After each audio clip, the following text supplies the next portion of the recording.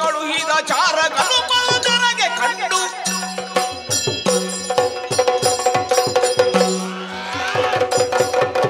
ಏನಾಗಿ ಹೋಯಿತು? ರಾಮ ಯುದ್ಧವನ್ನು ಸಾರಿದ. ಪ್ರತಿಯಾಗಿ ವೀರಾದಿ ವೀರರನ್ನು ಕಳುಹಿಸಿಕೊಟ್ಟೆ. ರಣಭೂಮಿಯಲ್ಲಿ ಎಲ್ಲ ರಾಮರಲ್ಲಿ ಹೋರಾಡಿ ಯಮನಾಲಯವನ್ನು ಸೇರಿದ್ರು. ನಿನ್ನೆಯ ದಿನ ಮಕರಾಕ್ಷ ರಣವೀಳ್ಯವನ್ನು ಪಡೆದು ರಣಭೂಮಿಯನ್ನು ಸೇರಿದವ. ವರ್ತಮಾನ ಏನು ಎಂಬುದನ್ನು ಯೋಚನೆ ಮಾಡ್ತಾ ಇದ್ದೆ. ಆದರೆ ದೂತ ಹೇಳಿದ ಮಾತೇನಿದು? ದೂತ ಹೇಳಿದ ಮಾತೇನು? ಶಿವ ಶಿವ ಶಿವ ಶಿವ ಬಸವಳಿದು ಜಾರಕರು ಬಂದ ದಶಮುಖರು ಇದರು. ರಾಮನ ವಿಷಿಕದಲ್ಲಿ ಮಕರಾಕ್ಷ ಹಾಯ್ದರು. ಯಮನ ಪುರ ಗೆಲ್ಲುವುದು ಯಮನ ಪುರಕ್ಕೆ ಮಕರಾಕ್ಷ ಮಾಡಿದ ವಾರ್ತೆಯ ಕೇಳಿ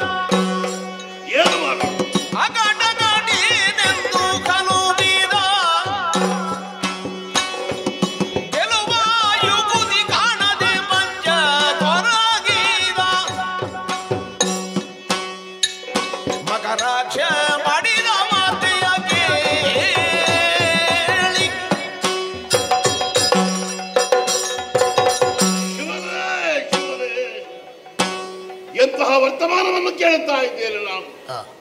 ಬಹಳ ಸಂತೋಷದಿಂದ ಈಗ ಮಕರಾಕ್ಷ ಯುದ್ಧವನ್ನ ಗೆದ್ದು ಬರ್ತಾನೆ ಅಂತ ನಾನು ಭಾವಿಸಿದ್ರೆ, ದೂತನಾಡಿದಂತಹ ಮಾತನ್ನು ಕೇಳುವಾಗ ಕಾದ ಸೀಸ ಕಿವಿಯೊಳಗೆ ಸುರಿದ ಹಾಗಾಗುತ್ತಾ ಇದೆಯಲ್ಲ. ರಣಭೂಮಿಯಲ್ಲಿ ಕಾಡಾಕಾಡಿಯಾಗಿ ಹೋರಾಡಿದಂತಹ ಮಕರಾಕ್ಷ ರಾಮನ ಬಾಣದಿಂದಾಗಿ ಹತನಾಗಿ ಹೋದನಂತೆ. ಶಿವ ಶಿವ ಶಿವ ಶಿವ, ಏನು ಮಾಡೋಣ, ಏನು ಹೇಳೋಣ, ನನಗೊಂದು ಅರ್ಥವಾಗುವುದಿಲ್ವಲ್ಲ. ಹಾಗಾದ್ರೆ ಬ್ರಹ್ಮದೇವ ಕೊಟ್ಟ ಅಸ್ತ್ರ ಜಲಜವಸ್ತ್ರ. ಜಲಜವಾಸ್ತ್ರ ಜಳ್ಳಾಯಿತೆ.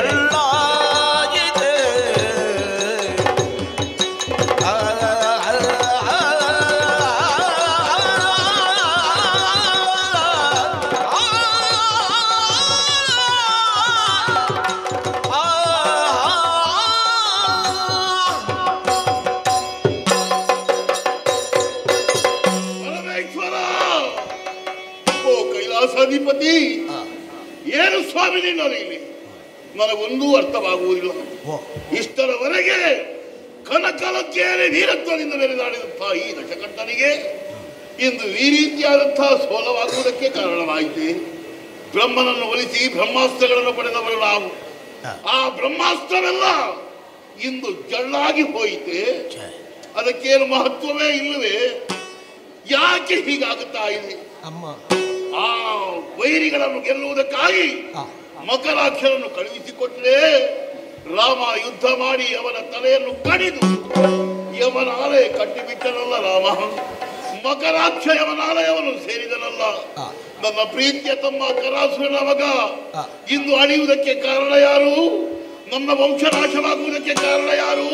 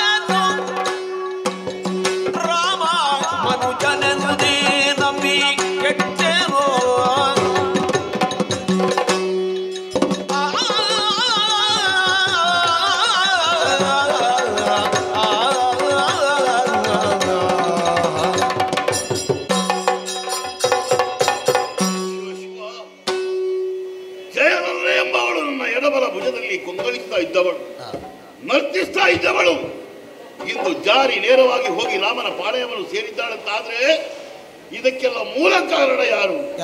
ನನ್ನ ತಂಗಿಯಾದಂತಹ ಶೂರ್ಪನಖ.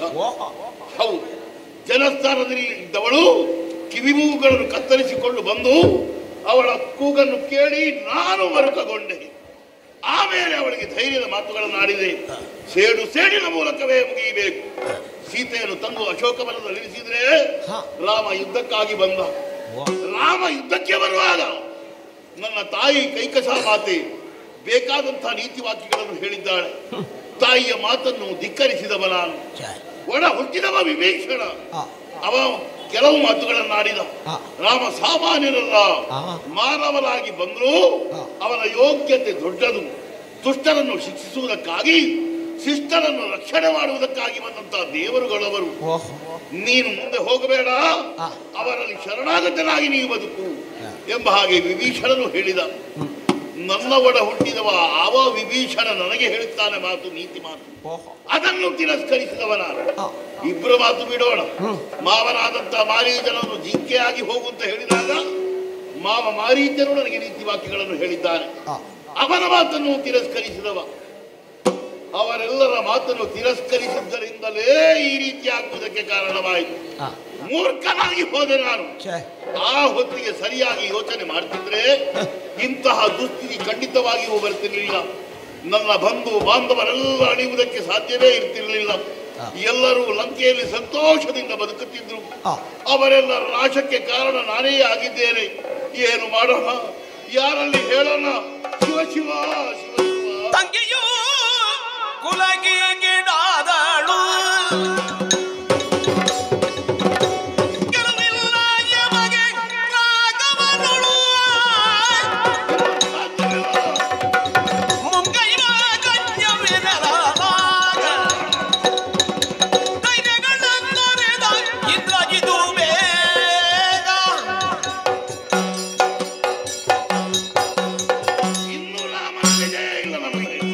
ಖಂಡಿತವಾಗಿಯೂ ಸಾಧ್ಯವಿಲ್ಲ. ಅವರನ್ನು ಗೆಲ್ಲುವಂತಹ ದಾರಿಯೇ ಕಾಣುವುದಿಲ್ಲ. ಶಿವನೇ, ಏನು ಮಾಡೋಣ?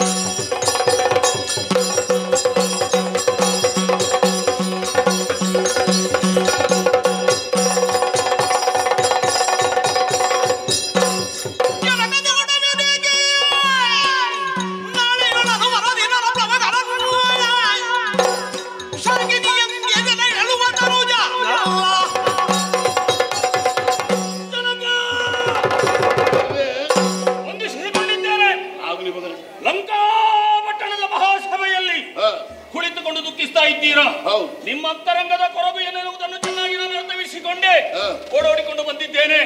ಅಪ್ಪ, ನನಗೊಂದಪ್ಪಣೆಯನ್ನು ಕೊಡಿ. ನಾಳೆ ನಾನು ನರಪ್ಲವಗರನು ಕೊಂದು ಬಿಡ್ತೇನೆ. ನನಗೆ ಅಡಿಗಡಿಗೆ ಸೋಲವಾಗುತ್ತಾ ಇದೆ.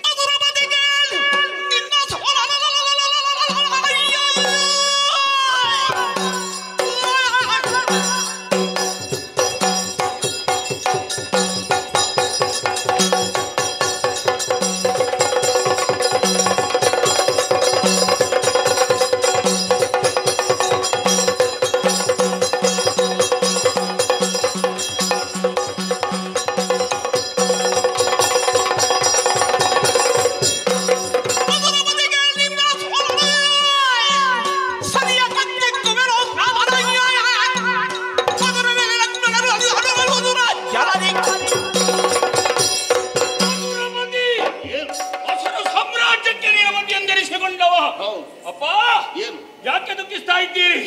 ನಿಮಗಾದಂತಹ ಸೋಲು, ಆ ಸೋಲಿನ ಸಸಿಯನ್ನು ತಂದು ನಿನ್ನ ಪಾದ ಮೂಲದಲ್ಲಿ ನಾನು ನೆಡುತ್ತೇನೆ. ಆ ರಾಮ ಲಕ್ಷ್ಮಣನನ್ನು ಕೆಡಹಿ ನಾನು ಬರುತ್ತೇನೆ. ಸುಗ್ರೀವಾದಿ ಮರ್ಕಟನು ಸಾಮಾನ್ಯರಲ್ಲ ಮಗನೇ. ಸುಗ್ರೀವನ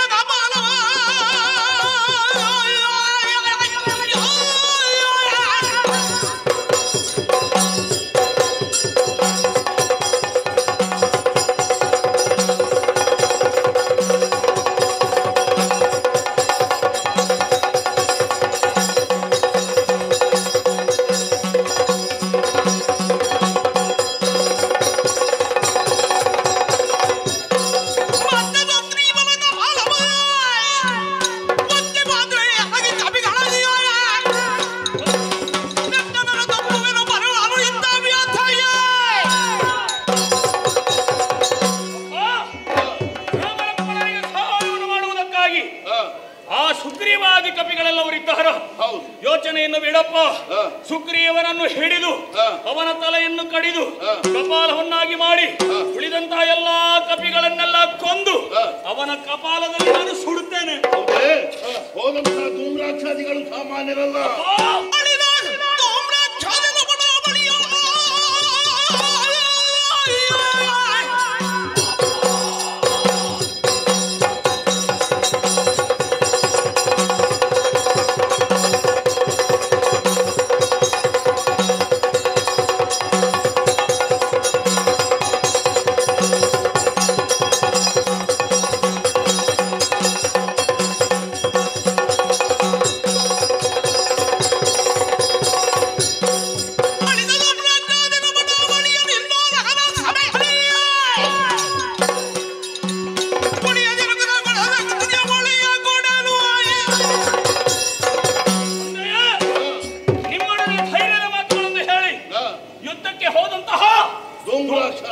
ಸುಘಟಾವಳಿಗಳನ್ನೆಲ್ಲ ಯಮನ ಮಲಯಕ್ಕೆ ಒಯ್ದಿದ್ದಾನೆ ಅಂತ ಆ ಯಮನನ್ನು ತುಡುಕಿ ಅಲ್ಲಿರುವಂತಹ ನಮ್ಮ ವೀರಾದಿ ವೀರನ್ನೆಲ್ಲ ತಂದು ನಿನ್ನ ಓಲಗದ ಛಾವಣಿಯಲ್ಲಿ ನಿಲ್ಲಿಸ್ತೇನೆ. ನೀನು ವೀರ ಹೌದು, ಆದ್ರೆ ನನಗೆ ಧೈರ್ಯ ಬರುವುದಿಲ್ಲ.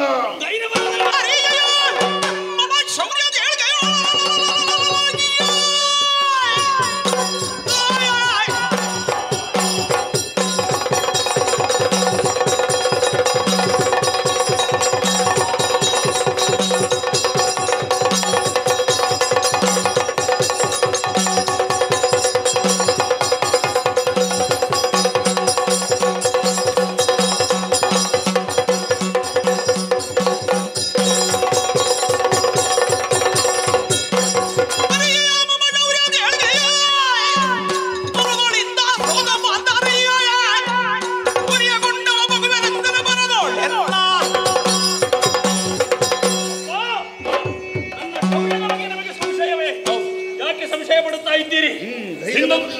ಹಿಂದೊಂದು ಕಾಲದಲ್ಲಿ ದೇವಲೋಕಕ್ಕೆ ಮುತ್ತಿಗೆಯನ್ನು ಹಾಕಿದವರು ಆ ದೇವತೆಗಳನ್ನೆಲ್ಲ ಸೋಲಿಸಿ ಇಂದ್ರನನ್ನು ಸೋಲಿಸುವಂತಹ ಕಾಲದಲ್ಲಿ ಅವ ನಿಮ್ಮನ್ನು ಬಂಧಿಸಿದ. ಆ ಕಾಲದಲ್ಲಿ ತಿಳಿದು ಸ್ವರ್ಗಕ್ಕೆ ಬಂದು ನಿಮ್ಮ ಬಂಧನವನ್ನು ಬಿಡಿಸಿದವ ಯಮ ಶೌರ್ಯ ತಂದೆ. ಚೆನ್ನಾಗಿ ನೆನಪಿದೆ. ನಾನು ಬಂಧನಕ್ಕೊಳಗಾದಾಗ ಬಿಡಿಸುವುದಕ್ಕೆ ನೀನು ಬಂದವ, ಆಮೇಲೆ ಮೇಘನಾದ ಎಂಬ ಹೆಸರು ನಿನಗೆ ಬಂತು. ಈಗ ಧೈರ್ಯ ಬಂತು ನನಗೆ. ಇಂದ್ರನನ್ನು ಸೋಲಿಸಿದವ ಮತ್ತೊಂದು ಹೆಸರು ನನಗೆ ಪ್ರಾಪ್ತಿಯಾಯಿತು. ಇಂದ್ರಜಿತು, ಇಂದ್ರನನ್ನು ಗೆದ್ದವ ಅಂತ. ಇಂದ್ರಜಿತು ಅಂತ ಅಪ್ಪಣೆಗೊಂಡು ನೀನು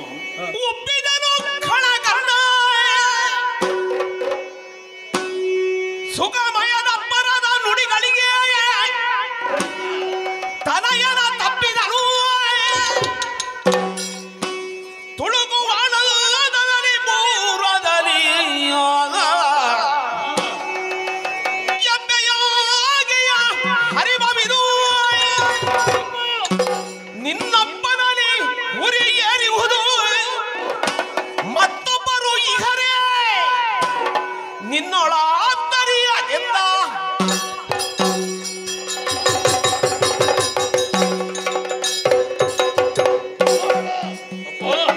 ಒಂದಲ್ಲ ಎರಡಲ್ಲ ಹಲವಾರು ಬಾರಿ ನಿನ್ನ ಪರಾಕ್ರಮವನ್ನು ನೋಡಿದ್ದೇನೆ ನಾನು. ಕಣ್ಣಾರೆ ಕಂಡವ ನಾನು ಅಲ್ವೇ. ನಿನ್ನನ್ನು ತುಡುಕುವುದಕ್ಕೆ ಯಾರಾದ್ರೂ ಬರ್ತಾರೆ? ಬಂದವರು ಉಳಿತಾರೆ, ಉಳಿಯುವುದಕ್ಕೆ ಸಾಧ್ಯವಿಲ್ಲ. ನಿನಗೆ ನೀನೇ ಸಾಟಿ. ಅಯ್ಯ, ಈ ಹೊತ್ತಿನಲ್ಲಿ ರಾಮ ಲಕ್ಷ್ಮಣನಲ್ಲಿ ಕಾಳಗಕ್ಕಾಗಿ ನೀನು ಹೋಗ್ತೇನೆ ಎಂಬ ಹುಮ್ಮಸ್ಸಿನಿಂದ ಹೇಳ್ತಾ ಇದೆಯಲ್ಲ, ನೋಡಿಲ್ಲಿ ಬಂಗಾರದ ಬಟ್ಟಲಲ್ಲಿ ನಡುವಿಗೆ ಕೊಟ್ಟಿದ್ದೇನೆ. ಜಯಲಲನೆ ಎಂಬವಳು ಅಲ್ಲಿ ಕುಣಿದಾಡ್ತಾ ಇದ್ದಾಳೆ. ಅವಳು ಯಾವತ್ತೂ ಇಲ್ಲೇ ಇರಬೇಕು. ನಮ್ಮ ಪರ ಇಲ್ಲದಿದ್ದರೆ ಈ ಲಂಕೆ ಏನು ಇಲ್ಲ, ಶೂನ್ಯವಾಗುತ್ತದೆ. ಶೂನ್ಯವಾಗಿರಬಾರ್ದು. ಅದಕ್ಕಾಗಿ ಅವನ ತುರುಬಿ ಕೈಗೆ ದರದರನ್ನು ಎಳೆದುಕೊಂಡು ಬರಬೇಕು. ರಾಮ ಲಕ್ಷ್ಮಣರು ನಾಶ ಮಾಡಬೇಕು. ನನ್ನ ಭಾಷೆಯನ್ನು ಕೇಳಪ್ಪ. ಯುದ್ಧಕ್ಕೆ ಹೋದಂತಹ ವೇಳೆಯಲ್ಲಿ ಆ ರಾಮ ಲಕ್ಷ್ಮಣವನ್ನು ಸೋಲಿಸದೆ ಹಿಂತಿರುಗಲಾರೆ. ಒಂದು ವೇಳೆ ನನಗೆ ಸೋಲವಾಯ್ತು ಅಂತಾದ್ರೆ ನಿನಗೆ ಮುಖವನ್ನು ತೋರಿಸಲಾರೆ. ಹೌದಪ್ಪ, ಸೋಲಾದ ಮುಖ ತೋರಿಸಿ ಪ್ರಯೋಜನವೇ? ಸಾಯುವುದೇ. ರಣವೀಳ್ಯ ಕೊಟ್ಟಿದ್ದೇನೆ. ಜಯ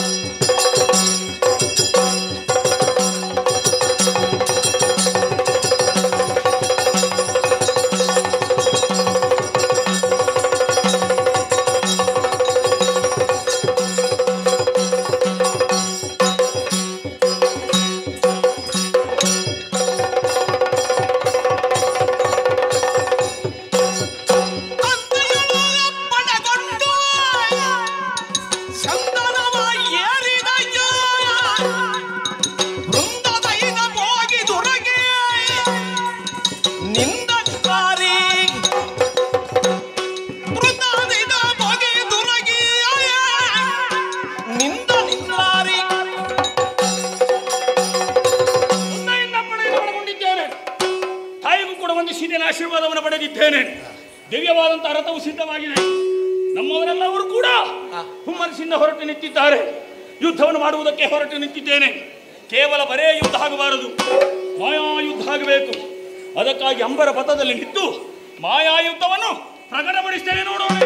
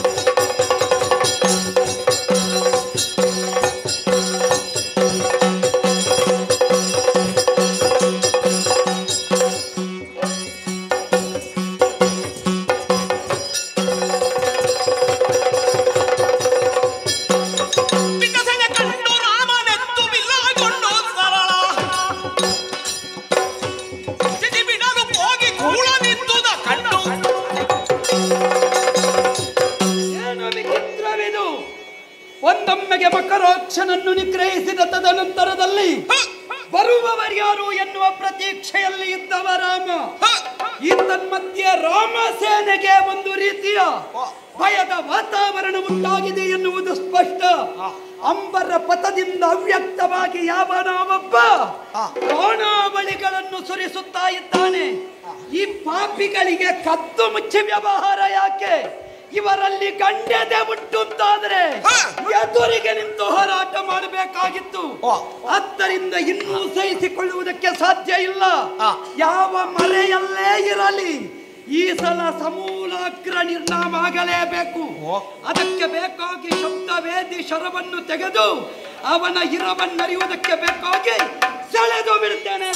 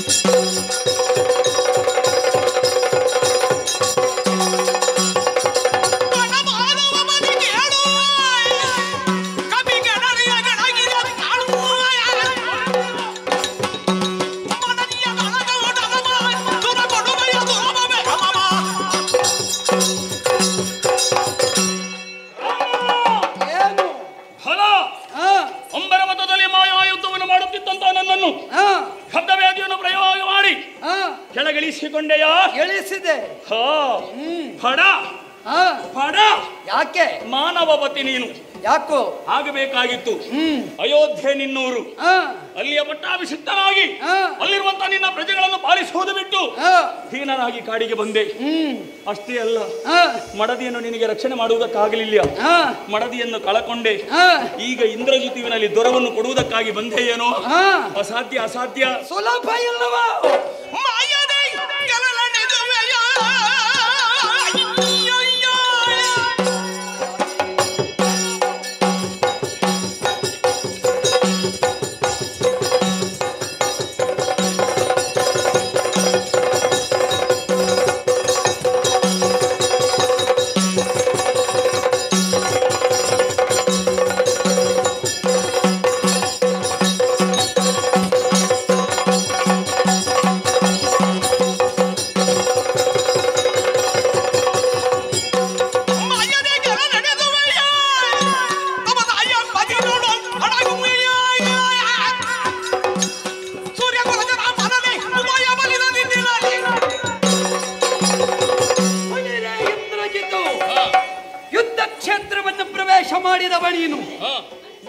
ನೇರ ಯುದ್ಧ ಕೊಡ್ತೀಯೋ ಅಂತ ನಾನು ನಿರೀಕ್ಷಿಸಿದ್ರೆ ನೇರ ಯುದ್ಧಕ್ಕೆ ನೀ ಅಣಿಯಾಗದೆ ಹೋದೆ.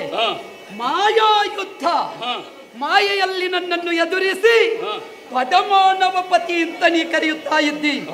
ಯಾವತ್ತಿದ್ದರೂ ಮಾನವ ಪತಿತ್ವವನ್ನು ಇಂದಿಗೂ ಈ ಸ್ಥಿತಿಯಲ್ಲಿಯೂ ಉಳಿಸಿಕೊಂಡಿದ್ದೇನೆ ಎನ್ನುವುದನ್ನು ನೀವು ಒಪ್ಪಿದ್ದೀರಿ ಎನ್ನುವುದು ಸ್ಪಷ್ಟ. ಉತ್ತರದ ಎತ್ತರದ ಹಿಮಾಲಯದ ತುತ್ತ ತುದಿಯಿಂದ ದಕ್ಷಿಣಾವರ್ತದವರೆಗೂ ನಮ್ಮದ್ದಾದ ಪಯಣ. ಈ ತನ್ಮಧ್ಯೆ ನಿಮ್ಮಂತೆ ಅನ್ಯಾಯ ಎಸಗುವ ಒಬ್ಬನೇ ಒಬ್ಬನು ಭರತ ಖಂಡದಲ್ಲಿ ಇಲ್ಲದಂತೆ ಮಾಡಿಯೇ ನಿಮ್ಮಲ್ಲಿಗೆ ಬಂದಿದ್ದೇನೆ. ಭರತ ಖಂಡದ ಗಂಡು ಮಗನೊಬ್ಬ ಸೆಟೆದು ನಿಂತ ಅಂತಾದ್ರೆ ತನ್ನ ರಾಷ್ಟ್ರದಲ್ಲಿ ಮಾತ್ರವಲ್ಲ ಅನ್ಯ ರಾಷ್ಟ್ರದಲ್ಲಿಯೂ ಹೋಗಿ ತನ್ನ ಪ್ರಭಾವ ಬೀರಬಲ್ಲ ಎನ್ನುವುದರ ವಿಶ್ವನಾಯಕತ್ವದ ಸಂಕೇತ ಇದು. ನೆನಪಿಟ್ಟುಕೋ. ನೀ ನಿನ್ನತನವನ್ನೇ ಕಾಣಿಸುವುದಕ್ಕೆ ಹೊರಟೆ. ನಿನ್ನ ಬಗ್ಗೆ ನಾನು ಕೇಳಿಬಲ್ಲೆ. ಒಂದು ಸಂದರ್ಭದಲ್ಲಿ ಸುರೇಂದ್ರನನ್ನೇ ಗೆದ್ದವನಂತೆ ನೀನು. ಸುರೇಂದ್ರನನ್ನು ಗೆದ್ದೆ ಎನ್ನ ಮಾತ್ರಕ್ಕೆ ನರೇಂದ್ರನನ್ನು ಕೆಣಕಿದ್ರೆ ನಿನಗೆ ಉಳಿಗಾಲ ಉಂಟು. ಯಾವ ಕಾಲಕ್ಕೂ ನೀ ಭಾವಿಸಬೇಡ. ನನ್ನ ತನವನ್ನು ಈ ನೆಲದಲ್ಲಿ ಉಳಿಸಿದ್ದೇನೆ. ನನ್ನ ತನುವನ್ನು ಈ ನೆಲಕ್ಕಾಗಿ ಸವಿಸಿದ್ದೇನೆ. ನನ್ನ ಬದುಕನ್ನೇ ಭರತ ಖಂಡಕ್ಕೆ ಮುಡಿಪಾಗಿಟ್ಟಿದ್ದೇನೆ. ನೆನಪಿಟ್ಟುಕೋ. ಆದ್ದರಿಂದ ಎಚ್ಚರಿಸುತ್ತೇನೆ, ಇದು ರಾಮನ ಬದುಕು. ಒಬ್ಬ ರಾಮ ಬರೇ ಸೂರ್ಯವಂಶದ ರಾಮ ಅಂತ ಭಾವಿಸಬೇಡ. ಜಗದಾಭಿರಾಮನಾಗಿ ಲಂಕೆಯ ನೆಲದಲ್ಲಿ ನಿಂತಿದ್ದೇನೆ. ನನ್ನ ಮುಂದೆ ನಿನ್ನತನವು. ನೀನು ಯಾವ ಮೂಲೆಯಲ್ಲೇ ಅಡಗು. ನಿನ್ನ ಹೊಸ ಮೂಲೆಯಲ್ಲಿ ಏನಿದ್ದರೂ ಈ ಸಲ ಹೊರಗೆ ಬರಿಸ್ತೇನೆ. ವಿಶ್ವಾಸದಿಂದಲೇ ಎದ್ದು ಬಂದಿದ್ದೇನೆ. ಹಾಗಾಗಿ ಎಚ್ಚರಿಸುತ್ತಾ ಇದ್ದೇನೆ. ಇದು ಬದುಕಿನ ಉತ್ತಮ ಸ್ಥಿತಿ. ಅಲ್ಲಿದ್ದವರೆಲ್ಲ ಮತ್ತೆ ಹೇಳುವುದಿಲ್ಲ ಎನ್ನುವ ಭ್ರಮೆ ಇದ್ರೆ ಯಾವತ್ತಿದ್ದರೂ ನಮ್ಮ ಆಂಜನೇಯ ಸಂಜೀವನೇ ಆಗಿ ಉಳಿದಿದ್ದಾನೆ. ಆದ್ದರಿಂದ ಈ ಬದುಕೆಂಬ ಸಂಜೀವನದಲ್ಲಿ ಅಘಟಿತ ಘಟನಾಪಟುವಾಗಿ ಅಧಿಕಾರಕ್ಕಾಗಿ ಬದುಕೆಲ್ಲ ಇಂದ್ರಜಿತು. ಪ್ರತಿಯೊಬ್ಬರ ಬದುಕನ್ನು ಅಧಿಕಾರಕ್ಕೆ ತರುವುದಕ್ಕೆ ಬದುಕು. ಇದನ್ನು ಚೆನ್ನಾಗಿ ಅರ್ಥ ಮಾಡಿಕೋ. ಅಂತಹ ಒಬ್ಬ ಸೂರ್ಯವಂಶೀಯನಾದ ರಾಮನ ಮುಂದೆ ನಿನ್ನ ಆಟ ಪ್ರಾರಂಭಿಸಿದೆ ಅಂತಾದ್ರೆ ಇದು ಯಾತ್ರೆಯಾದೀತೆ ವಿನಃ ಜಾತ್ರೆ ಆಗುವುದಕ್ಕಿಲ್ಲ. ನೆನಪಿಟ್ಟುಕೋ. ಆದ್ದರಿಂದ ಎಚ್ಚರ ಈಗಲೂ ಕೊಡ್ತೇನೆ. ನಾಯಕದ ಯುದ್ಧವನ್ನು ನಿನ್ನ ಬದುಕಿನಲ್ಲಿ ಕಂಡಿರಬಹುದು. ನಾಯಕತ್ವದ ಯುದ್ಧಕ್ಕೆ ರಾಮ ಸಾಕ್ಷಿ. ಆದ್ದರಿಂದ ಎಚ್ಚರಿಕೆ ಈಗಲೂ ಉಂಟು.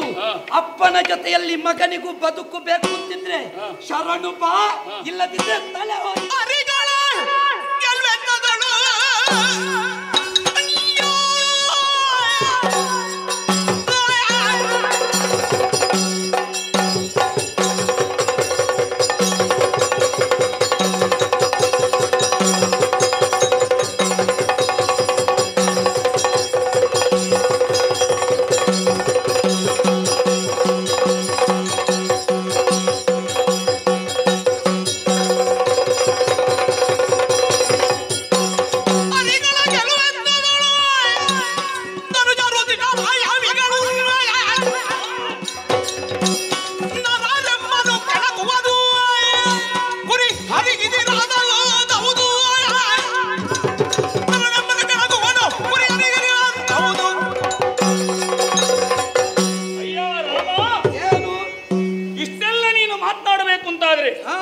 ಒಂದು ಅವಕಾಶ ಸಿಗುತ್ತದೆ ಅಂತಾದ್ರೆ ಅದು ನಮ್ಮ ಲಂಕೆಯ ನೆಲದಲ್ಲಿ ಮಾತ್ರ. ಖಂಡಿತ ಗೊತ್ತಿದೆ. ಯಾಕೆ ಅಂತ ನಿಮ್ಮ ನೆಲದಲ್ಲಾದರೂ ಅವಕಾಶ ಸಿಗುತ್ತದೆ ಅಂತಾದ್ರೆ ರಾಮನ ವ್ಯಕ್ತಿತ್ವ ಏನು ಅಂತ ಯೋಚನೆ ಮಾಡು. ರಾಮನ ವ್ಯಕ್ತಿತ್ವ ಏನೆನ್ನುವುದನ್ನು ತಿಳ್ಕೊಂಡೇ ಇಲ್ಲಿವರೆಗೆ ಬಂದಿದ್ದೇನೆ. ಯಾಕೆ ಅಂತ ಕೇಳು. ನಮಗೆ ಅರಿಗಳಾಗಿ ನೀವು ಪರಿಣಮಿಸಿದ್ದೀರಿ. ನಮ್ಮ ಶತ್ರುಗಳು ನೀವು. ನಿಮ್ಮನ್ನು ಜಯಿಸಬೇಕು ಅಂತಾದ್ರೆ ನಿಮ್ಮೊಳಗೆ ಏನಿದೆ ಅದು ಎಲ್ಲ ಹೊರಗೆ ಬರಬೇಕು. ಯಾವ ರೂಪದಲ್ಲಾದ್ರೂ ಚಿಂತೆ ಇಲ್ಲ, ಬರುವುದು ಬರಲೇಬೇಕು. ಅದು ನಮಗೆ ಗೊತ್ತಾಗಬೇಕು. ಈಗ ನನಗೆ ಗೊತ್ತಾಯಿತು ನೀನು ದಿನೇಶ್ ಅಂತ. ಅವನ ವಂಶದಲ್ಲಿ ಹುಟ್ಟಿದವ ರಾಮ. ಏನು ನಿನ್ನ ವಾಗ್ವೈಖರಿಯಿಂದ ಇಲ್ಲಿರುವಂತಹ ಸಾಮಾನ್ಯ ಅಸುರರನ್ನು ಮರುಳುಗೊಳಿಸಬಹುದು, ಆದ್ರೆ ನನ್ನಲ್ಲ. ಯಾಕೆಂತ ಕೇಳಿದ್ರೆ ನಮ್ಮ ಶತ್ರುಗಳನ್ನು ಮಾಯಕದಿಂದಲೇ ನಾವು ಗೆಲ್ಲುವವರು. ನಾವು ಧನುಜರಾಗಿ ಹುಟ್ಟಿದ್ದೇ ಹಾಗೆ. ಇದು ನಮ್ಮ ಕುಲಕ್ಕೆ ಸಂದ ವಿದ್ಯೆ, ಮಾಯಾಯುದ್ಧ, ಮಾಯಾವಿದ್ಯೆ. ಆದ್ದರಿಂದ ಹೇಳುತ್ತಾ ಇದ್ದೇನೆ, ಒಂದು ಕುರಿ ಕರಿಯ ಮುಂದೆ ನಿಂತು ನಿನ್ನನ್ನು ನಾನು ಒದಿತೇನೆ ಅಂತ ಹೇಳಿದ್ರೆ ಅದು ಎಂದಿಗೂ ಸಾಧ್ಯವ? ಇದು ಗಜ, ಗೊತ್ತಾಯ್ತಾ? ನೀನು ಬರೇ ಕುರಿ, ನೀನು ಗಜ. ಆದ್ರೆ ನೀನು ಗಜ ಬಜಿಸುವ ಅಗತ್ಯ ಇಲ್ಲ. ಯಾಕೆ?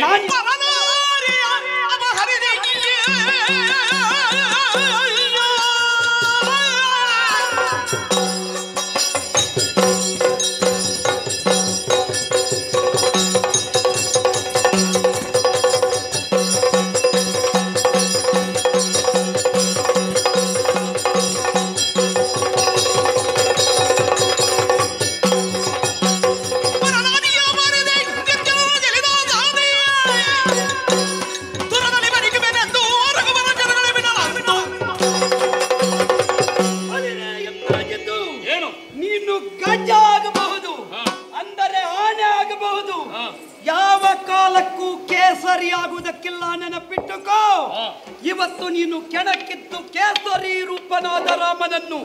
ಆ ಬಗ್ಗೆ ನಿನಗೆ ಎಚ್ಚರ ಇರಲಿ. ಅರಿಗಳೆಂಬ ಕರಿಗಳಿಗೆ ಕೇಸರಿ ಸಮಾನನಾಗಿ ಭರತ ಭೂಮಿಯಲ್ಲಿ ಹುಟ್ಟು ಬಡಿದದನ್ನು ವಾಲಿಯೋ ಇನ್ನಿತರ ದೈತ್ಯರತ್ತೋ ನಿಗ್ರಹಣದ ಮುಖಾಂತರ ಕಾಣಿಸಿಕೊಟ್ಟೆ ಇಲ್ಲಿಗೆ ಬಂದಿದ್ದೇನೆ. ಅಷ್ಟು ಮಾತ್ರವಲ್ಲ, ಮಾಯಾವಿದ್ಯೆ ಉಂಟು, ಏನನ್ನಾದರೂ ಸಾಧಿಸಬಲ್ಲೆ. ಇದೆಲ್ಲ ರಾಮನ ಮುಂದೆ ಅಲ್ವೋ?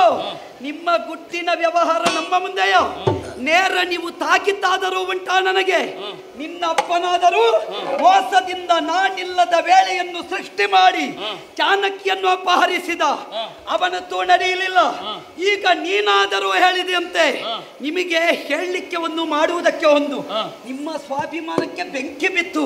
ಕೊಡೋಣ ಸೀತೆಯನ್ನು ರಾಮನಿಗೆ ಅಂತ ಹೇಳುವಾಗ ಚಾಣಕ್ಯವನ್ನು ತಂದುದು ರಾಜಸಕ್ಕೆ ಅನ್ಯಾಯ, ತಪ್ಪೇ. ಆದ್ರೆ ಇನ್ನು ಸ್ವಾಭಿಮಾನ ಎಲ್ಲಿ ಅಂತ ಉಂಟು? ನಮ್ಮ ತನವನ್ನು ಉಳಿಸುವಲ್ಲಿ ಸ್ವಾಭಿಮಾನ ಬೇಕು, ಆದರೆ ಪ್ರಾಮಾಣಿಕತೆ ರುಜುತ್ವ ಬೇಕು. ಅದನ್ನು ಬಿಟ್ಟ ನೀವು ಈಗ ವಿಧದಿಂದ ನಮ್ಮನ್ನು ಕೆಣಕುತ್ತಾ ಇದ್ದೀರಿ, ವಿಧದಿಂದ ನಮ್ಮನ್ನು ಬೀಳೋಹಿಸ್ತಾ ಇದ್ದೀರಿ. ಆದರೆ ಅದು ಸಾಧ್ಯವಾಗುತ್ತದೆ ಎನ್ನುವುದನ್ನು ಯಾವ ಕಾಲಕ್ಕೂ ನೀ ಗ್ರಹಿಸಬೇಡ. ರಾಮ ಸಟೆದು ನಿಂತಾಂತಾದ್ರೆ ಅಖಂಡ ಭರತ ಖಂಡದಲ್ಲಿ ವಿಶ್ವವನ್ನಾದರೂ ತನ್ನಾಡಿಯಲ್ಲಿರಿಸಿಕೊಳ್ಳಬಲ್ಲ ಸಾಮರ್ಥ್ಯ ಹೊಂದಿದವ. ಹಾಗಾಗಿ ಹೇಳ್ತಾ ಇದ್ದೇನೆ, ವಿಶ್ವ ಗುರುತಿಸಲ್ಪಡಬಹುದಾದ, ವಿಶ್ವ ಗುರುತ್ವವನ್ನು ಹೊಂದಬಹುದಾದ ಆತ್ಮನಿರ್ಭರತೆಗೆ ರಾಮ ಅಂತ ಹೆಸರು. ಅಂತಹ ಒಬ್ಬ ರಾಮನ ಮುಂಭಾಗದಲ್ಲಿ ನೀನೇನು, ನಿನ್ನ ಅಪ್ಪ ಏನು, ಸಮಗ್ರ ನಿಮ್ಮ ಕುಲವೇ ಎದುರು ಬಂದರು ಈ ಸಲ ಎಲ್ಲಿ ಬುಡ ತೆಗೆಯಬೇಕು, ಎಲ್ಲಿ ಮಗುಚಬೇಕು, ಎಲ್ಲಿ ನಿಮ್ಮ ನಿಷೇಧ ಮಾಡಬೇಕು ಅಂತ ನನಗೆ ಗೊತ್ತುಂಟು. ಹಾಗಾಗಿ 14 ವರ್ಷಗಳಿಂದ ಮಾಡಿದಂತಹ ಪ್ರಯತ್ನಗಳೆಲ್ಲವನ್ನು ಕೂಡ ಇಂದು ನಾನು ನಿಷ್ಫಲ ಅಂತ ಮಾಡಿಬಿಡ್ತೇನೆ. ನೆನಪಿಟ್ಟುಕೋ, ಇಷ್ಟು ಸಮಯದಲ್ಲಿ ರಾಮ ಒಬ್ಬ ಇಲ್ಲದೆ ನೀವು ಮಾಡಿದ ಯಾವ ಸಾಧನೆ ಉಂಟೋ, ಯಾವಾಗ ರಾಮ ಸಟೆದು ನಿಂತನೋ ಅಲ್ಲಿಗೆ ನಿಮ್ಮ ಕತೆ ಇನ್ನು ಇಲ್ಲ ಅಂತ ಮಾಡ್ಲಿಲ್ಲ ರಾಮ ಅಲ್ಲ. ನಮ್ಮ ಕಥೆಯನ್ನು ಮುಗಿಸಬೇಕು ಅಂತಿದ್ರೆ ಇಷ್ಟು 14 ವರ್ಷ ನೀನು ಮಾಡಬೇಕಾಗಿತ್ತ. ಬರುವ ಆ ವೇಳೆಯಲ್ಲೇ ನೇರವಾಗಿ ಇಲ್ಲಿಗೆ ಹೋಗಬೇಕಾಗಿತ್ತು. ಆವಾಗ ಏನು ಅಂತ ನಾವು ತೋರಿಸ್ತಾ ಇದ್ದೆವು. ಈಗ ಇನ್ನು ಉಳಿದಿರುವ ಎಷ್ಟು ದಿವಸಗಳು. ಆದ್ರೆ ನೆನಪಿಟ್ಟುಕೋ, ನೇರ ಯಾಕೆ ಬರಲಿಲ್ಲ? ನೀವು ನಾವಲ್ಲ, ನೀವಾದರೂ ನೇರ ಯಾಕೆ ಬರಲಿಲ್ಲ? ನಿನ್ನ ಅಪ್ಪನಿಗೆ ಅನರಣ್ಯನನ್ನು ಕೆಣಕುವುದಕ್ಕಾಗಿದೆ, ಮರುತ್ತರಾಯನನ್ನು ಕೆಣಕುವುದಕ್ಕಾಗಿದೆ. ರಾಮನೆಂಬ ಸಣ್ಣ ಬಾಲನನ್ನು ಕೆಣಕುವ ಧೈರ್ಯ ಬರಲಿಲ್ಲ ಅಂದ್ರೆ ಅರ್ಥ ಏನು? ರಾಮನ ಬಗೆಗಾಗಿ ರಾವಣ ಭಯಪಟ್ಟಿದ್ದಾನೆ ಅಂತ ಅರ್ಥ. ರಾಮ ಭಯಗೊಳ್ಳಲಿಲ್ಲ. ನಮ್ಮ ನೆಲಕ್ಕೆ ಬಂದು ತಾಗಿದ್ರೆ ನಮ್ಮಲ್ಲಿ ಹೋದ್ರೆ ಒಂದು, ನಿಮ್ಮಲ್ಲಿ 301 ಹೋಗುವ ಹಾಗೆ ಮಾಡಿ. ಹೌದಾ? ಅದಕ್ಕಾಗಿ ಇಷ್ಟವರಿಗೆ ಕಾಯ್ದಾಯ್ತೆ. ನೋಡೋಣ.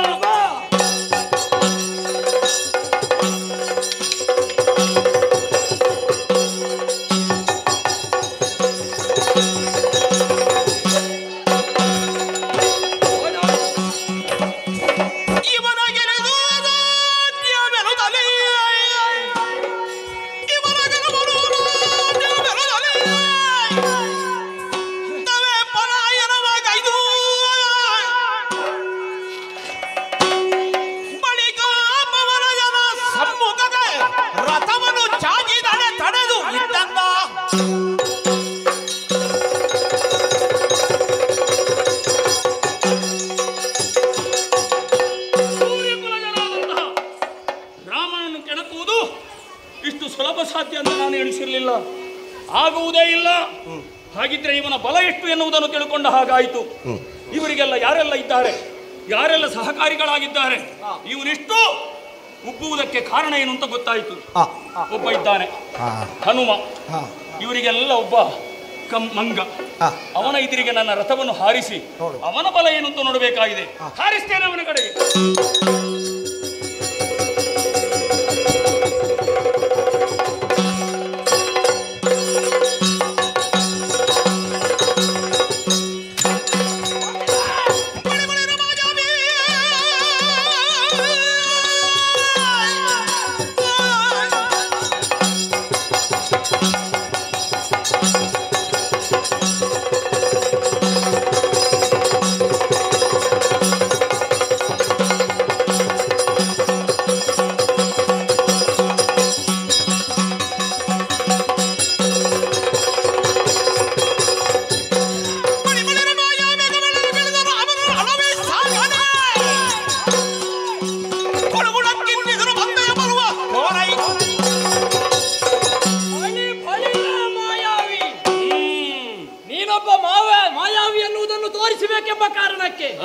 ಇನ್ನದೊಂದು ಆಕಾಶದಲ್ಲಿ ಯುದ್ಧವ, ಅದನ್ನು ಅರ್ಥ ಮಾಡಿಕೊಂಡೇ ರಾಮದೇವರು ಬಿಟ್ಟರಲ್ಲ ಬಾಣ. ಆ ಬಾಣಕ್ಕೆ ತುತ್ತಾದಂತಹ ನೀನು ಅಲ್ಲಿಂದ ಕೆಳಗೆ ಬಂದೆ, ಈಗ ನನ್ನ ಮುಂದೆ ಬಂದೆ. ಹೌದು. ಅಲ್ಲ, ನಿಮಗೆ ಈ ಶ್ರೀಲಂಕೆಯವರಿಗೆಲ್ಲ ಎಂತದಾಗಿದೆ ಮೋಹನ? ಈಗಿನ ಪರಿಸ್ಥಿತಿಯಲ್ಲಿ ರಾಮದೇವರನ್ನು ಎದುರಿಸಿ ನೀವು ಬದುಕುವುದಕ್ಕೆ ಸಾಧ್ಯವಾ? ರಾಮದೇವರು ಬಿಡು, ರಾಮ ಸೇನೆಯ ಮುಂದಾರೆಗಳಿಗೆ ನಿಮಗೆ ನಿಲ್ಲಿಕ್ಕಾಗುವುದಿಲ್ಲ. ಈಗ ನನ್ನ ಜೊತೆಯಲ್ಲಿ ಬಂದಿದ್ದಿ. ರಾಮದೇವರಲ್ಲಿ ನೀನು ಯುದ್ಧಕ್ಕೆ ಹೋದಾಗ ನನಗೆ ಬಹಳ ಬೇಸರ ಆಯ್ತು. ಯಾಕೆ? ಒಂದೊಮ್ಮೆಗೆ ರಾಮದೇವರ ಬಾಣಕ್ಕೆ ನೀನು ತುತ್ತಾಗಿ ಸತ್ತು ಹೋದ್ರೆ ಕೆಲವು ಸಮಯದಿಂದ ನಿನಗೆ ಹೊಡೆಯಬೇಕು ಅಂತಲೇ ಕಾಯ್ತಾ ಇದ್ದವ ನಾನು. ಆ ನನ್ನೊಂದು ಹರಕ್ಕೆ ಒಂದು ಬಾಕಿ ಆಗಿತ್ತದಲ್ಲ ಎಂಬ ಹಾಗೆ ಬೇಸರ ಪಟ್ಟೆ. ಅದನ್ನು ಅರಿತುಕೊಂಡೇ ಬಂದದ್ದು. ಹಾಗಾಗ್ಲಿಲ್ಲ, ಅಲ್ಲಿಂದ ಇಲ್ಲಿಗೆ ಬಂದೆ. ಈಗ ನಿನ್ನ ಪರಿಸ್ಥಿತಿ ಹೇಗಾಯ್ತು ಗೊತ್ತುಂಟಾ? ನಿನಗೊಂದು ಅವಕಾಶ ಒದಗಿಸಿಕೊಟ್ಟ. ಅಲ್ಲ, ಬಾಣಲೆಯಿಂದ ಬೆಂಕಿಗೆ ಬಿದ್ದ ಹಾಗಾಯ್ತು. ಸಾಹಿತ್ಯ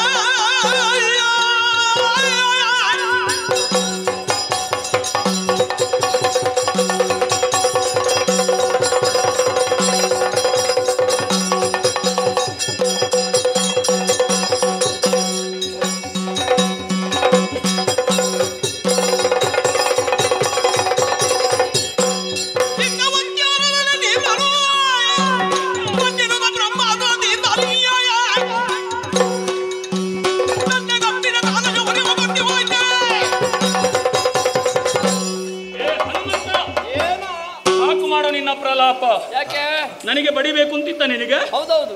ಹಿಂದೆ ನಾವು ಒಮ್ಮೆ ಸಂಧಿಸಿಕೊಂಡಿದ್ದೇವೆ. ಹೌದು, ನಾವು ಹಳೆಯ ಮಿತ್ರರಲ್ಲ ಅಲ್ವಾ?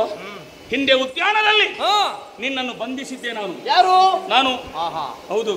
ಈಗ ಬಹಳಷ್ಟು ಹೇಳ್ತಾ ಇದೆಯಲ್ಲ, ತೆಗೆದು ಬಾರಿಸಬೇಕು ಅಂತ. ಹೌದು. ಬಾರಿಸುವ ಆವಾಗ ಯಾಕೆ ಬಾರಿಸಲಿಲ್ಲ ನೀನು? ಯಾವುದರಲ್ಲಿ ಬಂಧಿಸಿದ್ದು? ನಾನು ಬ್ರಹ್ಮಾಸ್ತ್ರದಿಂದ ನಿನ್ನನ್ನು ಬಂಧಿಸಿ ರಥದಲ್ಲಿ ಹಾಕಿ ನನ್ನ ಅಪ್ಪನಿಗೆ ಒಪ್ಪಿಸುವಂತಹ ಕಾಲದಲ್ಲಿ ನಿನ್ನ ಶೌರ್ಯ ಎಲ್ಲಿ ಕುಂದಿ ಹೋಗಿತ್ತು? ಏನಾಗಿದೆ? ಆದ್ರೆ ಆವಾಗ ಏನು ಮಾಡಿದ್ದಾನೆ ಗೊತ್ತಿಲ್ಲ ನನಗೆ. ಏನು ಮಾಡಿದೆ? ಏನು ಮಾಡಿದ್ದಾನೆ ಗೊತ್ತಾ?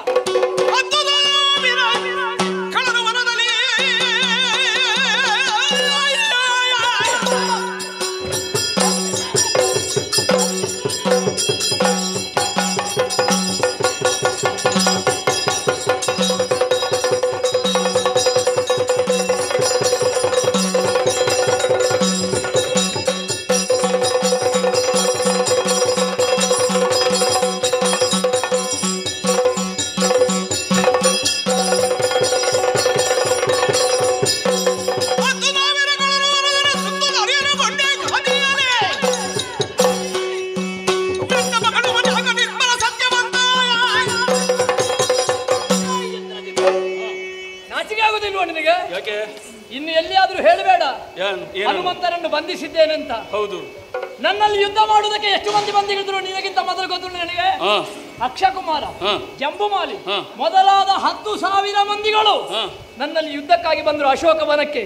ಹಾಗೆ ಬಂದಂತಹ ರಕ್ಕಸರನ್ನು ನಾನು ಆಮೇಲೆ ನಿನ್ನ ಪ್ರವೇಶ ಆಯಿತು.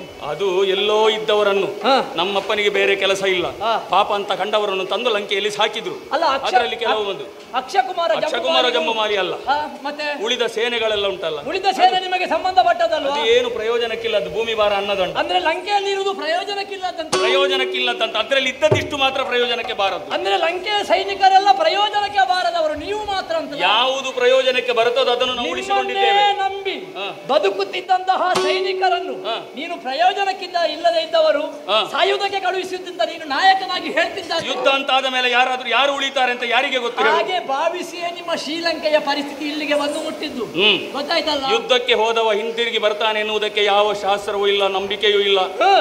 ಮತ್ತೆ ನೀನು ಬಂದು ಎಂತದ್ದು ಬಂಧಿಸಿದ್ದ? ಹೌದು. ಯಾರು ನೀನ? ಹೌದು. ಇನ್ನು ಎಲ್ಲಿಯಾದ್ರೂ ಹೇಳಿದ್ರೆ ಜಾಗ್ರತೆ.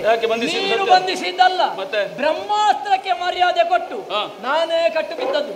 ಇದಕ್ಕೆ ಉದಾಹರಣೆ ಕೊಡ್ತೇನೆ. ಅಲ್ಲಿ ಆಮೇಲೆ ನೀನು ನಿನ್ನ ಚಿಕ್ಕಪ್ಪನ ರಥವ? ಹೌದು. ಕುಂಭಕರ್ಣನ ರಥದಲ್ಲಿ ನನ್ನನ್ನು ಕರ್ಕೊಂಡು ಹೋದೆ. ನನಗೆ ಸಂತೋಷ ಆಗುದು ಏನು ಗೊತ್ತುಂಟ?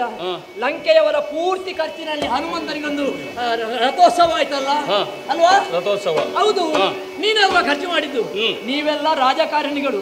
ಆವಾಗ ರಥದಲ್ಲಿ ನನ್ನನ್ನು ಕರ್ಕೊಂಡು ಹೋಗುವಾಗ ಏನಾಯ್ತು? ನಿಮ್ಮ ಲಂಕೆಯ ಮೂಲೆ ಮೂಲೆಯನ್ನು ನೋಡಿದ್ದೇನೆ. ಒಬ್ಬ ವಿರೋಧಿಗೆ ಲಂಕೆಯ ಮೂಲೆಯನ್ನು ತೋರಿಸಿ ನಾವು ಲಂಕೆಗೆ ಬಂದ ಮೇಲೆ ಏನು ಮಾಡಬೇಕು ಅಂತ ತೋರಿಸಿಕೊಟ್ಟವ. ಹಾಗಾಗಿ ನಿನಗೊಂದು ಅಭಿನಂದನೆ ನಾನು ಹೇಳ್ತೇನೆ. ಆಮೇಲೆ ರಾವಣನ ಸಭಾಸ್ಥಾನಕ್ಕೆ ಕರ್ಕೊಂಡು ಹೋದೆ. ನಾನು ಬಂಧಿಸಿದೆ ಅಂತ ಹೇಳ್ತೀಯಲ್ಲ, ಅಲ್ಲಿ ಬಿಡಿಸಿದ್ಯಾರ? ಯಾರು ಬಿಡಿಸಿದ್ದು? ಅಲ್ಲ, ರಾವಣನ ಸಭಾಸ್ಥಾನದಲ್ಲಿ ನನ್ನನ್ನು ಬಿಡಿಸಿದ್ಯಾರು? ಬ್ರಹ್ಮಾಸ್ತ್ರ ಬಿಟ್ಟವನಿಗೆ ಹೇಗೆ ಬಿಡಿಸಬೇಕು ಅಂತ ಗೊತ್ತಿಲ್ವ? ಅಲ್ಲಿ ಬಿಡಿಸಿದ್ಯಾರು? ಯಾರೇ ಆಗಲಿ. ಯಾರಲ್ಲ, ಯಾರು? ನಾನೇ ಬಿಡಿಸಿಕೊಂಡು. ಖಂಡಿತ ಅಲ್ಲ. ಯಾಕಾಗುದಿಲ್ಲ? ನೀನು ಬಿಡಿಸಿದ್ದಲ್ಲ, ನೀನು ಕಟ್ಟಿದ್ದಂತ ಹೇಳ್ತಿ. ನಾನೇ ಬ್ರಹ್ಮಾಸ್ತ್ರಕ್ಕೆ ಮರ್ಯಾದೆ ಕೊಟ್ಟು ನಾನು ಸಿಕ್ಕಿಬಿದ್ದದ್ದು. ಅದು ಸೋತ ಮೇಲೆ ಎಲ್ಲವೂ ಹಾಗೆ ಅಲ್ಲ. ರಾವಣನ ಸಭಾಸ್ಥಾನದಲ್ಲಿ ಬ್ರಹ್ಮಾಸ್ತ್ರದಿಂದ ಹನುಮಂತನನ್ನು ಯಾರೂ ಬಿಡಿಸಲಿಲ್ಲ.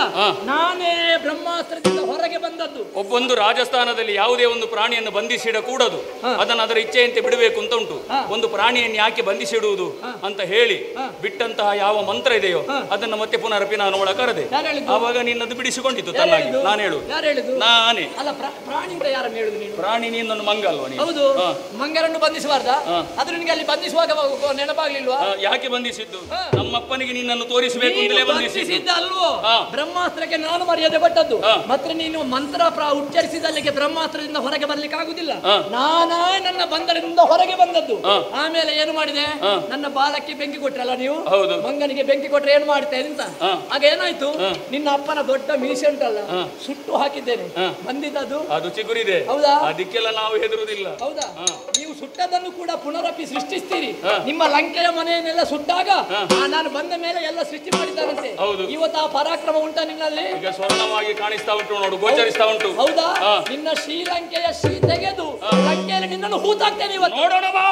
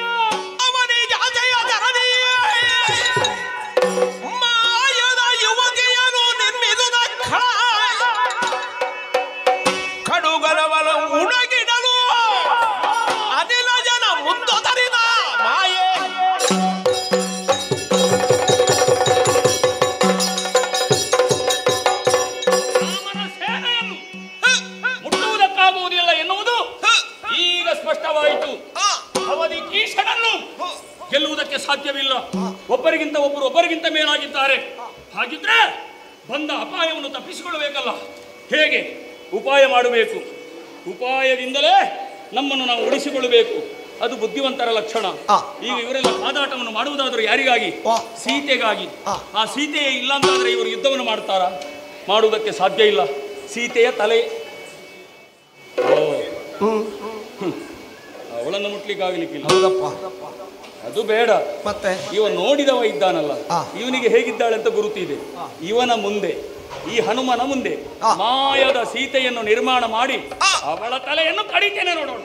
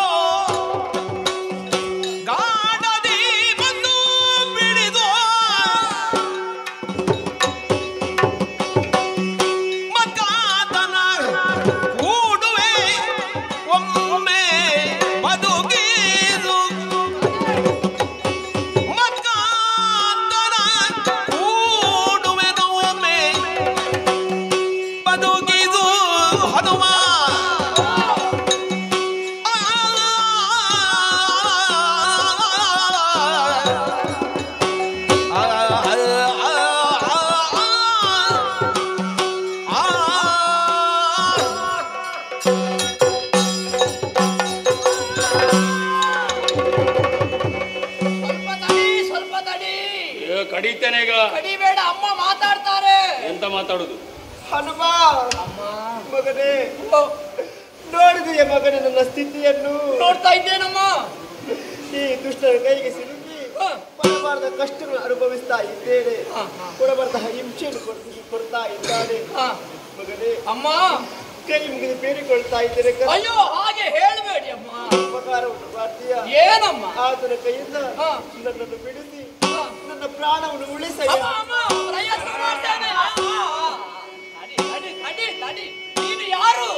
ಮದಿವಾದ ಕಳನೆ ಕೇಳು,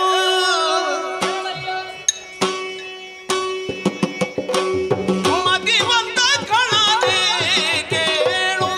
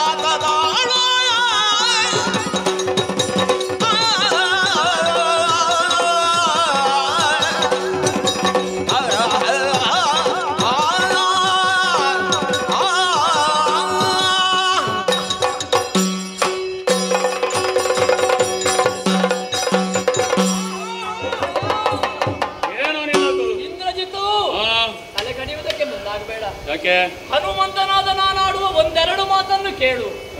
ಅಯ್ಯ, ಮತಿವಂತ ಖಳನೇ ಕೇಳು. ಮತಿವಂತರೆಲ್ಲ ಖಳರಾಗುವುದಿಲ್ಲ. ಖಳರು ಯಾವತ್ತೂ ಮತಿವಂತರು ಆಗುವುದಕ್ಕೂ ಸಾಧ್ಯ ಇಲ್ಲ. ಆದ್ರೆ ನೀನು ಆ ಲೆಕ್ಕದಲ್ಲಿ ನಿನ್ನನ್ನು ಮೆಚ್ಚಬೇಕು. ನೀನು ಮತಿವಂತ ಖಳನೇ. ಪ್ರಶ್ನೆ ಯಾಕೆ? ಸತ್ಯ ಹೇಳು, ನೀನು ರಕ್ಕಸನ? ಸಂಶಯವ ನಿನಗೆ? ಅಲ್ಲವೇ ಅಲ್ಲ. ಮತ್ತೆ ನೀನು ರಕ್ಕಸ ಅಲ್ಲವೇ ಅಲ್ಲ. ನೀನು ರಕ್ಕಸನಾಗಬೇಕು ಅಂತಾದ್ರೆ ನಿನ್ನ ಅಪ್ಪ ರಕ್ಕಸನಾಗಬೇಡುವ? ಅವ ರಕ್ಕಸನಾಗಬೇಕು ಅಂತಾದ್ರೆ ಅವನಪ್ಪ ರಕ್ಕಸನಾಗಬೇಡುವ? ಸ್ವಲ್ಪ ಆಲೋಚನೆ ಮಾಡು. ನಿನ್ನ ಮೂಲ ಎಲ್ಲಿಂದ ಆಲೋಚನೆ ಮಾಡು. ನಿನ್ನಪ್ಪ ರಾವಣ, ರಾವಣನಪ್ಪ ವಿಶ್ವಾವಸು, ವಿಶ್ವಾವಸುವಿನಪ್ಪ ಪುಲಸ್ತ್ಯ ಬ್ರಹ್ಮ. ಹೌದಾ? ಪುಲಸ್ತ್ಯ ಬ್ರಹ್ಮರೇನು ರಕ್ಕಸರ? ಅವರು ಬ್ರಹ್ಮವಂಶೀಯರು. ಆ ಬ್ರಾಹ್ಮಣರಿಗೆ ಹುಟ್ಟಿದವರು ನಿನ್ನ ಅಜ್ಜ ವಿಶ್ವಾವಸು. ಅವರ ಮಗ ರಾವಣ, ರಾವಣನ ಮಗ ಇಂದ್ರಜಿತ್. ಹಾಗಿದ್ರೆ ನಿನ್ನ ತಾಯಿ ರಕ್ಕಸಿ ಬಿಡು, ಆದ್ರೆ ಮೂಲ ಬ್ರಾಹ್ಮಣ್ಯ. ಈ ಬ್ರಾಹ್ಮಣ ಮತ್ತು ರಕ್ಕಸಿಗೆ ಹುಟ್ಟಿದವ. ನಿಜವಾಗಿ ನಿನ್ನನ್ನು ಬ್ರಹ್ಮ ರಕ್ಕಸ ಅಂತ ಹೇಳ್ಬೇಕು. ಹೇಳು, ದೊಡ್ಡ ಪದ ಅಲ್ಲ ಹೇಳಿದ್ದು. ಈಗ ತಾಯಿ ರಕ್ಕಸಿ, ಅಪ್ಪನ ಮೂಲ ಬ್ರಾಹ್ಮಣ. ಈ ಬ್ರಾಹ್ಮಣನಿಗೂ ರಕ್ಕಸಿಗೆ ಹುಟ್ಟಿದವ ಯಾರು? ಬ್ರಹ್ಮ ರಕ್ಕ. ಹೇಳಿದ್ದು ನಾನು. ಅಲ್ಲ, ನೀನು ಹೇಳಿದ್ರಲ್ಲಿ ತಪ್ಪೇ ಇಲ್ಲ. ನಿಜವಾಗಿಯೂ ನೀನು ರಕ್ಕಸರಲ್ಲ, ನೀನು ಬ್ರಹ್ಮವಂಶೀಯನಿದ್ದಿ. ಒಬ್ಬ ಬ್ರಹ್ಮವಂಶದಲ್ಲಿ ಹುಟ್ಟಿದವ ಇಂತಹ ಹೇಯವಾದ ಕಾರ್ಯವನ್ನು ಮಾಡುವುದಕ್ಕೆ ಸಾಧ್ಯವೇ? ಹಾಗಾಗಿ ಹೇಳಿದ್ದು ಮತಿವಂತ ಕಳನೇ ಕೇಳು. ನೀನು ಕಳನಲ್ಲ. ನಿನ್ನಪ್ಪ ಅವ ಏನು ಸಾಮಾನ್ಯದವನೇ. ಹುಟ್ಟುವಾಗ ಅವರಿಗೆ ಹೆಸರಿದ್ದದ್ದೇನು? ರಾವಣ ಅಂತ ಹೆಸರು ಬಂದದ್ದಲ್ಲ, ದಶಕಂಠ ಅಂತವನ ಹೆಸರು. ಆಮೇಲೆ ಒಮ್ಮೆ ಪರಮೇಶ್ವರನ ಲಿಂಗವನ್ನು ತರುವುದಕ್ಕೆ ಹೋದಾಗ ಅವನ ಪರ್ವತಕ್ಕೆ ಅಡಿಗೆ ಕೈ ಸಿಕ್ಕಿದಾಗ ಅವ ವೇದಗಾನವನ್ನು ಮಾಡಿದನಂತೆ. ಆವಾಗಲೇ ಆ ವೇದಕ್ಕೆ ಮೆಚ್ಚಿ ಅವನದಾದಂತ ಆರ್ತಧ್ವನಿಯನ್ನೇ ಮೆಚ್ಚಿದಂತಹ ಪರಮೇಶ್ವರನೇ ಹೇಳಿದ್ದಾನಂತೆ ರಾವಣ ರಾವಣ ಅಂತ. ಆ ಪಶುಪತಿಯಾದಂತಹ ಪರಮೇಶ್ವರನ ಭಕ್ತ ಅತುಳ ಪರಾಕ್ರಮಿಯಾಗಿದ್ದಾನೆ. ಯಾವ ಕಾಲಕ್ಕೂ ಅನ್ಯಾಯ ಮಾರ್ಗಾವಲಂಬಿಯಲ್ಲ. ಅಂತಹ ದೊಡ್ಡ ಹೆಸರನ್ನು ಹೊಂದಿದ ದೊಡ್ಡ ಅಪ್ಪನ ಮಗನಾದ ನೀನು ಹೋಗಿ ಹೋಗಿ ಚಿಕ್ಕ ಕೆಲಸ ಮಾಡ್ತೀಯಲ್ಲ, ಮತಿವಂತನಾದ ನಿನಗಿದು ಬೇಡ.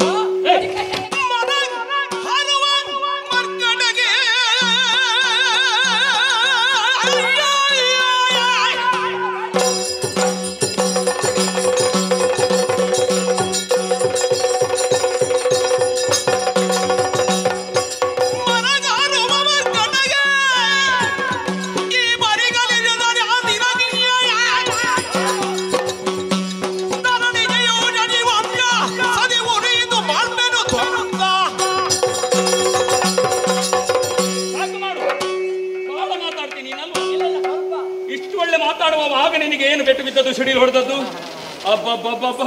ನಾನು ಸೂರ್ಯನಿಗೆ ಮುಖ ಮಾಡಿ ವೇದಾಭ್ಯಾಸ ಮಾಡಿ ಗೊತ್ತು ನಿನ್ನ ಚರಿತ್ರೆ. ಸೂರ್ಯನಿಗೆ ಮುಖ ಮಾಡಿದ್ರೆ ಎಂತಹ ಒಂದು ಬಿಸಿ ಆಗಬಹುದು ನೋಡು. ಹೌದೌದು ಅಲ್ವಾ? ನಿನಗೆ ಬಿಸಿ ಆಗಲಿಲ್ಲ ಅಲ್ಲ? ಏ ಮಂಗ, ಮರದಿಂದ ಮರ ಹಕ್ಕೆ ಹಾರುವ ಮರ್ಕಟ ನೀನು. ಅದಕ್ಕೆ ನಾನು ಮಂಗ. ನಿನ್ನನ್ನು ಹೀಗೆ ತಯಾರು ಮಾಡಿ ಕಳುಹಿಸಿದ್ಯಾರು? ಹೀಗೆ ಅವನ ಮುಂದೆ ಹೇಳುತ್ತಾ ಯಾರಾದ್ರೂ ನಿನ್ನನ್ನು ಕಳಿಸಿದ್ದಾರೆ? ಇಲ್ಲಪ್ಪ, ಇದೆಲ್ಲ ರಾಮಾನುಗ್ರಹ. ಹೌದಾ? ರಾಮ ಅಂತ ಹೇಳಿ ಎಲ್ಲ ಬರ್ತದೆ. ಅವನೇ ಅಷ್ಟು ಹೇಳುವಾಗ ಮತ್ತೆ ನೀನು ಬಿಡ್ತೀಯಾ? ಅವ ಹೇಳಿದ್ದಲ್ಲ ಅಂತ ರಾಮ ಅಂತ ಹೇಳಿ ನಿನಗೂ ಬರ್ತದೆ. ಯಾವುದು ಬೇಡ ನಮಗೆ ಇದ್ದದ್ದು ಸಾಕು. ಇನ್ನೊಬ್ಬರದ್ದು ಇದ್ದದ್ದು ಸರಿ ಇಲ್ಲ, ಸರಿ ಇಲ್ಲವೋ ಉಂಟು ಅಂತ ನಾವು ಹೇಳಬೇಕಾದ್ರೆ ನೀನು ಹೇಳಬೇಕು. ನೀನು ತಲೆ ಕಡಿಲಿಕ್ಕೆ ಹೋಗ್ತೀಯಾ? ಯಾಕೆ ಕಡಿತಾ ಇದ್ದೇನೆ ಕೇಳು. ನಮ್ಮ ಇವಳಿಂದಾಗಿ ನಮ್ಮ ಖಳವಂಶದ ಶಶಿ ಸುಟ್ಟು ಉರಿಯುತ್ತಾ ಉಂಟು. ಆದ್ದರಿಂದ ಇವಳು ನಮ್ಮಲ್ಲಿ ಇರಬಾರ್ದು. ಇವಳು ಇದ್ದದ್ರಿಂದ ನಮ್ಮ ಕುಲ ನಾಶ ಆಗುತ್ತಾ ಉಂಟು. ಆದ್ದರಿಂದ ಇವಳ ತಲೆಯನ್ನು ಕಡಿತೇನೆ. ಮಾತಾಡಬೇಡ. ಜನಕರಾಯನು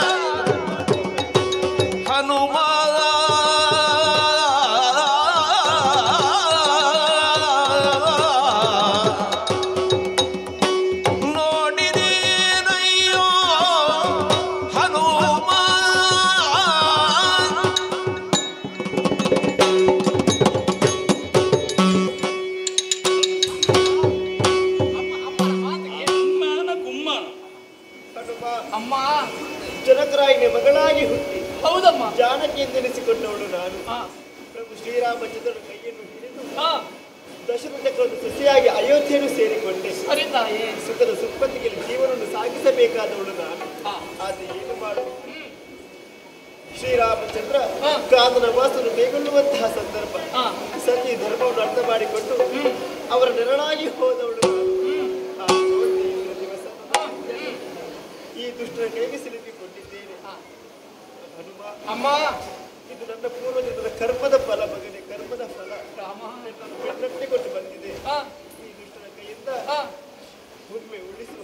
ಅಮ್ಮ ನನ್ನ ಪ್ರಾಣ ನಾನು ಪ್ರಯತ್ನ ಮಾಡ್ತೇನೆ. ಅವ ಎಷ್ಟು ಒಳ್ಳೆಯವ. ದಿತಿಜರೋಳು ಹೆಗ್ಗಳನು ದಿತಿಜರುಳು ಹೆಗ್ಗಳನು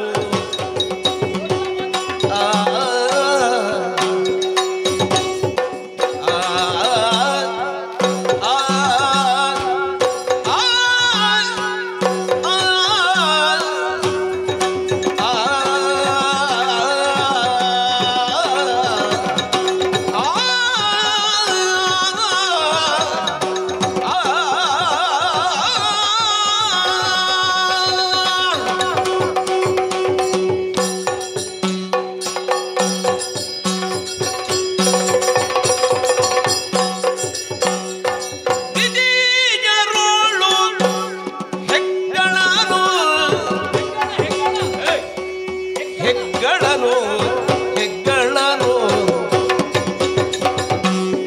ಮುಂದಾಗಿ ಲಂಕಾಪತಿ ಎನ್ನುವ ವೀರನು ಲಂಕಾಪತಿ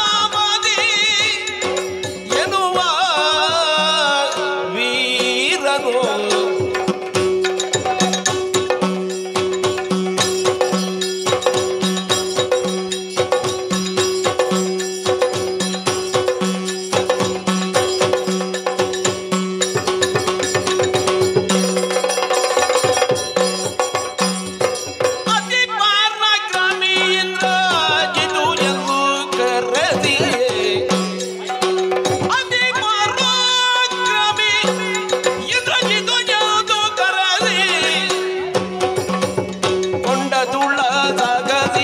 ಅಪ್ರತಿಮ ಬಲಾಢ್ಯನು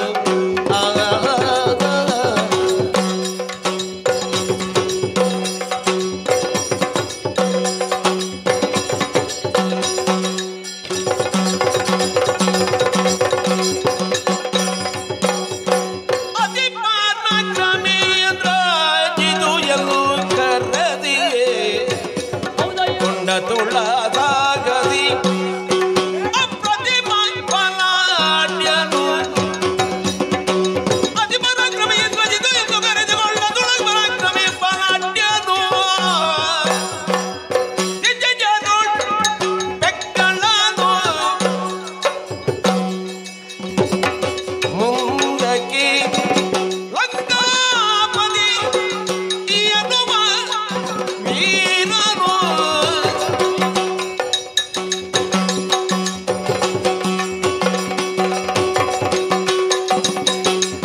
ಪರಾಕ್ರಮಿ ಎಂಬುದ್ರಜಿತು ಎಂದು ಕರೆದಿಕೊಂಡದುಳ ಘನಸಾಗದಿ ಅಪ್ರತಿಮ ಬಲಾಢ್ಯನು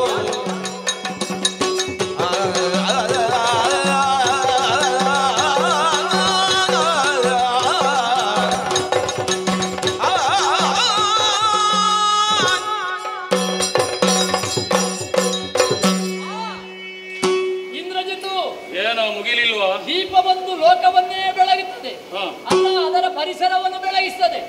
ಆದ್ರೆ ದೀಪದ ಅಡಿ ಮಾತ್ರ ಕತ್ತಲೆ ಅಲ್ವಾ? ಅದು ಹಾಗೆ ಅಲ್ಲ ಸ್ವಭಾವ. ನಿನ್ನದು ಹಾಗಾಯ್ತಲ್ಲ. ಯಾಕೆ ಹೇಗೆ? ನೀನು ಯಾರು? ನಿನ್ನ ಯೋಗ್ಯತೆ ಏನು? ನಿನ್ನ ಅಪ್ಪನ ಯೋಗ್ಯತೆ ಏನು? ನಿನ್ನ ವಂಶ ಯಾವುದು? ಕಶ್ಯಪರಿಗೆ 13 ಮಂದಿ ಪತ್ನಿಯರಂತೆ. ಅದರಲ್ಲಿ ಹಿರಿಯವಳು ದಿತಿದೇವಿ. ಆ ದಿತಿ ವಂಶದಲ್ಲಿ ಹುಟ್ಟಿದವರು ನೀವು. ಅಂತಹ ವಂಶದಲ್ಲಿ ಹುಟ್ಟಿ ಒಂದು ರೀತಿಯಲ್ಲಿ ಹೆಗ್ಗಣ ಬೆಕ್ಕಳ ತಪ್ಪುತ್ತದೆ ಅಂತ ಆದ್ರೆ ಹೇಳ್ಬಾರ್ದು. ಅಲ್ಲ ತಪ್ಪಲ್ಲದು. ಈ ಗಣದಲ್ಲಿ ದೊಡ್ಡ ಗಣ ಯಾವುದು? ಹೆಗ್ಗಣ ಅಲ್ವಾ? ಹೌದು. ನೀನು ಅದೆಲ್ಲ ಬೇಗ ಬರ್ತದೆ.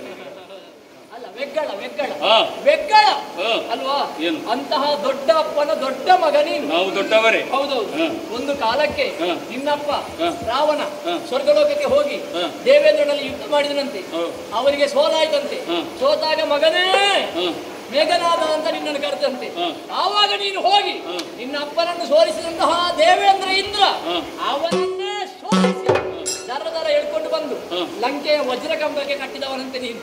ಹಾಗಾಗಿ ಇಂದ್ರನನ್ನು ಗೆದ್ದಂತಹ ನಿನಗೆ ಮೇಘನಾದಂತಹ ಹೆಸರು ಹೋಯಿತು. ಇಂದ್ರಜಿತು ನಾನೇ ಅದು ಎಂಬ ಹೆಸರು ಬಂತು. ಮತ್ತೆ ಒಂದು ಅಂಕಿತ ನಾಮವನ್ನು ಅನ್ವರ್ಥವಾಗಿ ಮಾಡಿಸಿದಂತಹ ದೊಡ್ಡವ ನೀನು. ಈಗ ಆಲೋಚನೆ ಮಾಡು, ಈ ಅಧಿಕಾರ ಅನ್ನುವುದು ಒಬ್ಬನಿಗೆ ಇರ್ತದೆ ಹೇಳು, ಅದು ಪರಂಪರೆ ಅಲ್ವಾ, ವಿಜಯ ವಾಹಿನಿ. ಹಾಗೆ ಪರಂಪರೆ ಅನ್ನೋದು ಒಬ್ಬರಿಂದ ಮತ್ತೊಬ್ಬರಿಗೆ ಹೋಗ್ತದೆ, ನಿಮ್ಮ ಹಿರಿಯರಿಂದ. ಈ ಲಂಕೆ ನಿನ್ನ ಅಪ್ಪನದಲ್ಲ, ಅವ ಪಾಪ ಕುಬೇರನ ವಶದಲ್ಲಿತ್ತು. ಆ ಪಾಪದ ಕುಬೇರನಿಗೆ ಹೊಡೆದು ಹೇಳಿದ್ರ ಅದೆಲ್ಲ ಯಾಕೆ ನಿನಗೆ? ಅಲ್ಲ, ವಿಷಯ ಹೇಳಿದ್ದು ಕುಬೇರನ ವಶದಲ್ಲಿದ್ದಂತಹ ಲಂಕೆಯನ್ನು ನಿನ್ನಪ್ಪ ಸ್ವಾಧೀನ ಮಾಡಿದ್ದು. ನಮ್ಮಪ್ಪನ ಸಾಮರ್ಥ್ಯ ಅಲ್ವಾ? ಈಗ ಲಂಕೆ ಅಧಿಕಾರಿ ಯಾರು ಅಂತ ಕೇಳಿದ್ರೆ ರಾವಣ.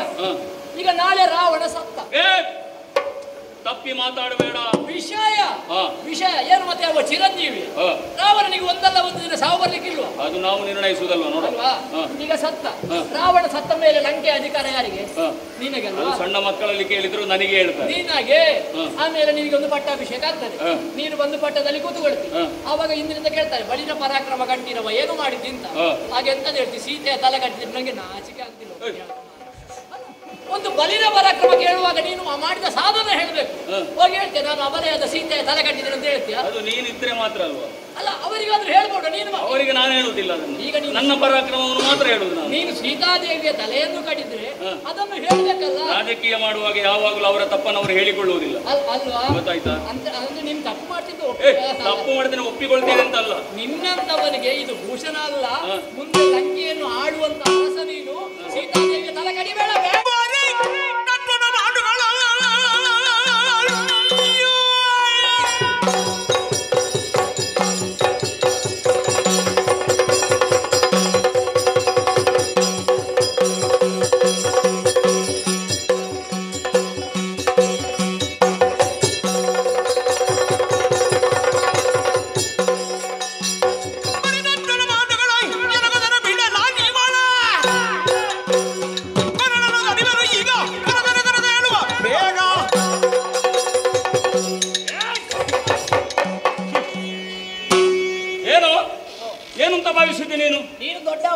ನೀನು ಹೇಳುವುದನ್ನು ಕೇಳುವವನಂತ ನಾನು ಕೇಳುತ್ತಿರುವುದಾ?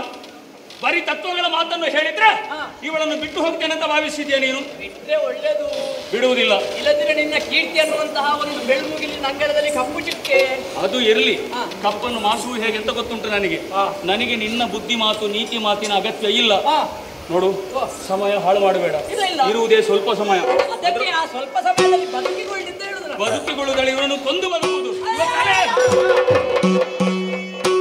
ಎನಗಾಗಿ ಕಾದಿ ದಣಿದಿರಿ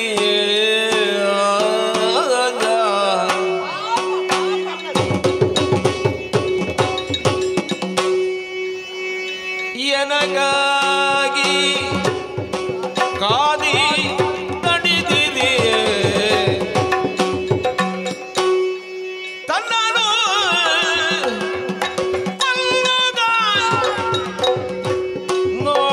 ನೋಡಲಾದುದು ಈ ಪರಿಯ ತನ್ನನು ಕೊಲ್ಲುದ ನೋಡಲಾದುದು ಈ ಪರಿಯ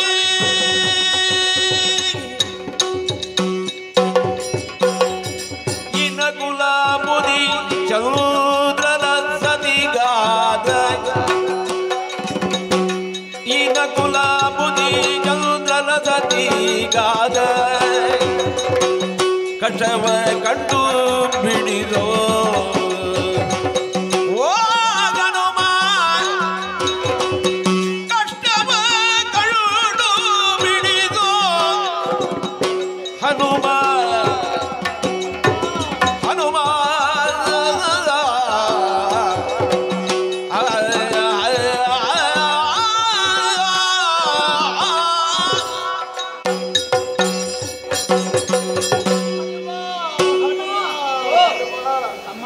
ಮಗನೇ, ನನ್ನನ್ನು ಪಡೆದಕ್ಕಾಗಿ ನನ್ನ ಪ್ರಭುಗಳು ನೀಲವಂತಹ ಸಮುದ್ರಕ್ಕೆ ಸೇತುವೆಯನ್ನು ಕಟ್ಟಿ ನಿಮ್ಮನ್ನೆಲ್ಲ ಕೂಡಿಕೊಂಡು ಈ ಕಡೆಗೆ ಬಂದವರು. ಹೌದಮ್ಮ. ನನ್ನನ್ನು ಪಡೆಯುವಲ್ಲಿ ನೀವೆಲ್ಲ ಹಗಲು ಇರುಳು ಎನ್ನಲು ದುಡಿದವರೇ ಸರಿ. ಹೌದೌದು. ನಡೆದು ಹೋಗಿದ್ದೀರಿ. ಆಯಾಸಗೊಂಡವರು ಇಲ್ಲಪ್ಪ, ನಿಮ್ಮ ಮುಂದೆ ನಮಗೆ ಆಯಾಸ ಆಗುದಿಲ್ಲ. ಆದ್ರೂ ಛಲವನ್ನು ಬಿಡದೆ ರಕ್ಕಸನ್ನು ತರಿದು ತರಿದು ತರಿದು ನಡೆದುಕೊಂಡು ಬರ್ತಾ ಇದ್ದೀನಿ. ಹೌದು. ಯಾಕಾಗಿ ಈ ಸೀತೆಗಾಗಿ ಅಲ್ವೇ? ಹೌದಮ್ಮ. ಬೇಡ, ಓ ನಿಮ್ಮಂತಹ ಸಾಹಸದ ಕಾರ್ಯವನ್ನು ಹಾ. ಅಲ್ಲಿಗೆ ನಿಲ್ಲಿಸಿ ಯಾಕಮ್ಮ? ನಿಲ್ಲಿಸಿ. ಸರಿಯಾಗಿ ನೋಡಿದೆಯಾ? ಹಾ ದುಷ್ಟರ ಕೈಯಲ್ಲಿರುವಂತಹ ಖಡ್ಗಾಯವನ್ನು ಸರಿಯಾಗಿ ಗಮನಿಸಿದೆಯಾ? ಹಾ ಆ ಕ್ಷಣದಿಂದ ಹಾ. ನನ್ನ ಕೊರಳಿಗೆ ಹಿಡಿದು ಹಾ.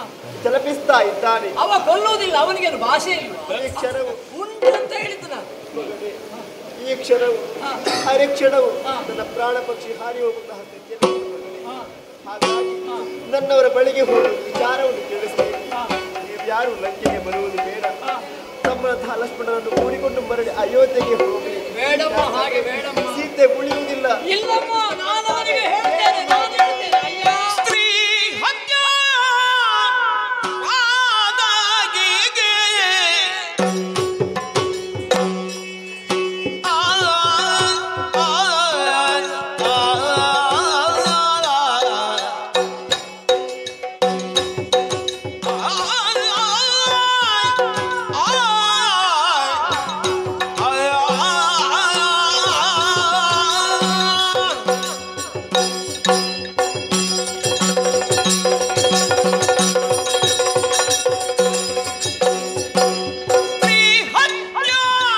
ಆದಾಗಿಗೆ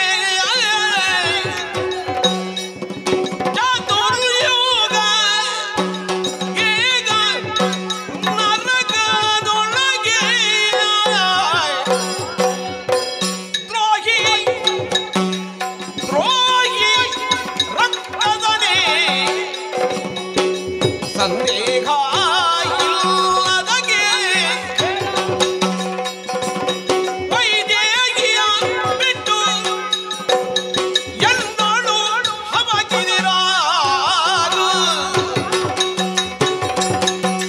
ದ್ರೋಹಿ ರಕ್ಕಸನೆ ಸಂದೇಹವಿಲ್ಲದಗೆ ವೈದೇಹಿಯ ಬಿಟ್ಟು ಎಲ್ಲರೂ ಹಬಕಿದಿರಾರು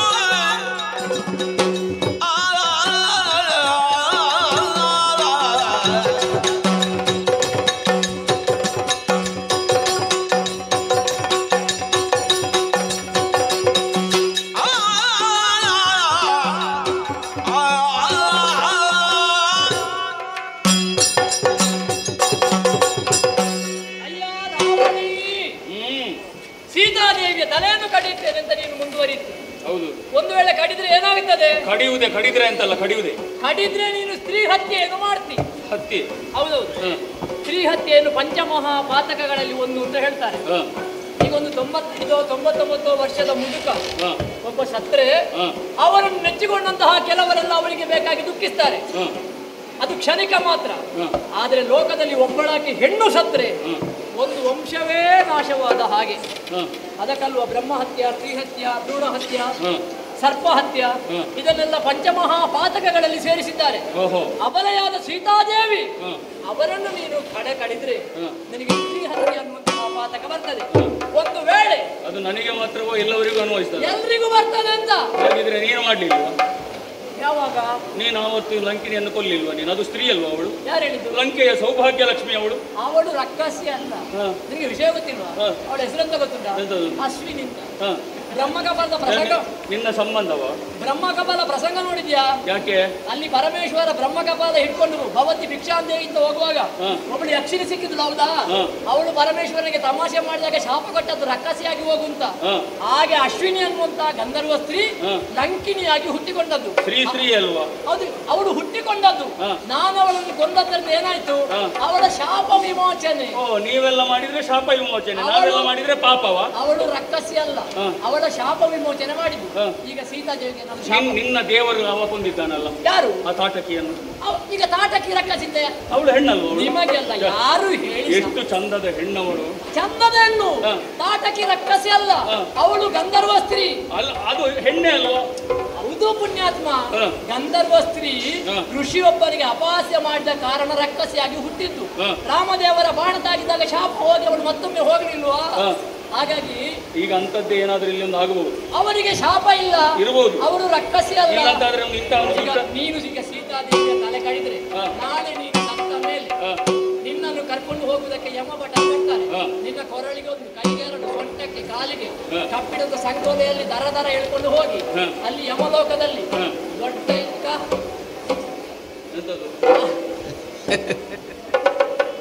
ಆಮೇಲೆ ಹಾಗೆ ಗೊತ್ತಾಯ್ತಲ್ಲ? ನೀನು ಮರದ ಮೇಲೆ ನಿಲ್ತಿಯಲ್ಲ, ಹೌದು. ಆವಾಗ ಅದು ಉಪಯೋಗಕ್ಕೆ ಬರ್ತದೆ. ಇಟ್ಕೋ. ನಿನಗೆ ಅಂತಹ ಪಾಪದಲ್ಲಿ ಶಿಕ್ಷೆ ಆಗ್ತದೆ. ಬೇಡ ಬೇಡ ಓದದಿರು ರಗಳೆಯರು, ಓದದಿರು ರಗಳೆಯರು, ವೃಕ್ಷಜಾರಾಧಮನೆ ಬಾಲವ ಸುಡದಿ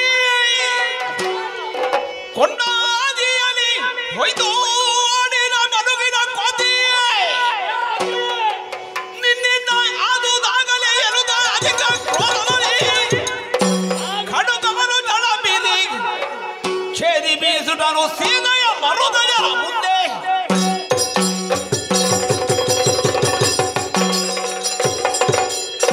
ನಿಲ್ಲಿಸು. ಇನ್ನು ನಿನಗೆ ಅವಕಾಶ ಇಲ್ಲ. ಬೇಡವಾ? ಓದದಿರು ರಗಳೆಯನ್ನು ವೃಕ್ಷಚರಾದವನೇ. ಅಕ್ಕ, ಹಾ, ಈಗ ನಾನು ಮಾತಾಡಿದೆಲ್ಲ ರಗಳೆ ಅಂತ ಗೊತ್ತಾಯ್ತು. ನೀನು ರಗಳೆ. ಅದು ವ್ಯಾಕರಣದಲ್ಲೆಲ್ಲ ಬರ್ತದೆ. ಹಾ, ಛಂದಸ್ಸು. ವ್ಯಾಕರಣ ಕಲ್ತವ ಹೀಗೆ ಮಾತಾಡುದಾ? ಏ ವೃಕ್ಷಚರಾದವನೇ, ನೀನು ಯಾವುದು ರಗಳೆ ಅಂತ ಹೇಳ್ತಾರೆ? ನೀನು ಮಾತಾಡಿದ್ದು ರಗಳೆ. ಆದಿಯಲ್ಲಿ ಹಾ. ನಿನ್ನ ಬಾಲವನ್ನು ಸುಡಿಸಿಕೊಂಡವ. ಈಗ ಸರಿ ಬಂದಿದೆ. ಈಗ ಸರಿ ಬಂದದ್ದು ಬಿಡು. ಈಗ ನನಗೂ ತಾಳ್ಮೆ ಇಲ್ಲ, ನಿನಗೂ ನಿಲ್ಲಿಕ್ಕೂ ಇಲ್ಲಿ ಸಮಯ ಇಲ್ಲ. ನನಗುಂಟು. ಉಂಟಾ? ಹಾಗಿದ್ರೆ ನೀನು ಇಲ್ಲೇ ಇರು. ಏನು ಮಾಡ್ತೇನೆ ಕ್ಷಣ ಹೊತ್ತಿನಲ್ಲಿ ನೋಡ.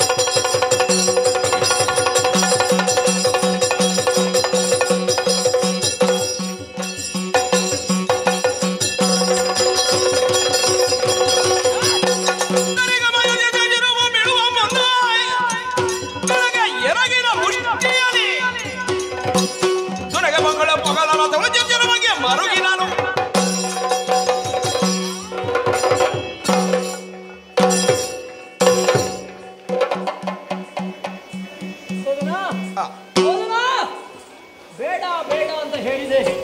ಆದ್ರೂ ಸೀತೆಯ ತಲೆಯನ್ನು ಕಡಿದ. ನನ್ನ ಮುಷ್ಟಿಯಿಂದ ಬಡಿದಾಗ ಅವನ ರಕ್ತ ಪುಡಿಯಾಗಿ ಹೋಯಿತು. ಆದ್ರೆ ಸೀತಾದೇವಿ ಎಲ್ಲಿದ್ದಾರೆ? ಎಲ್ಲಿದ್ದಾರೆ?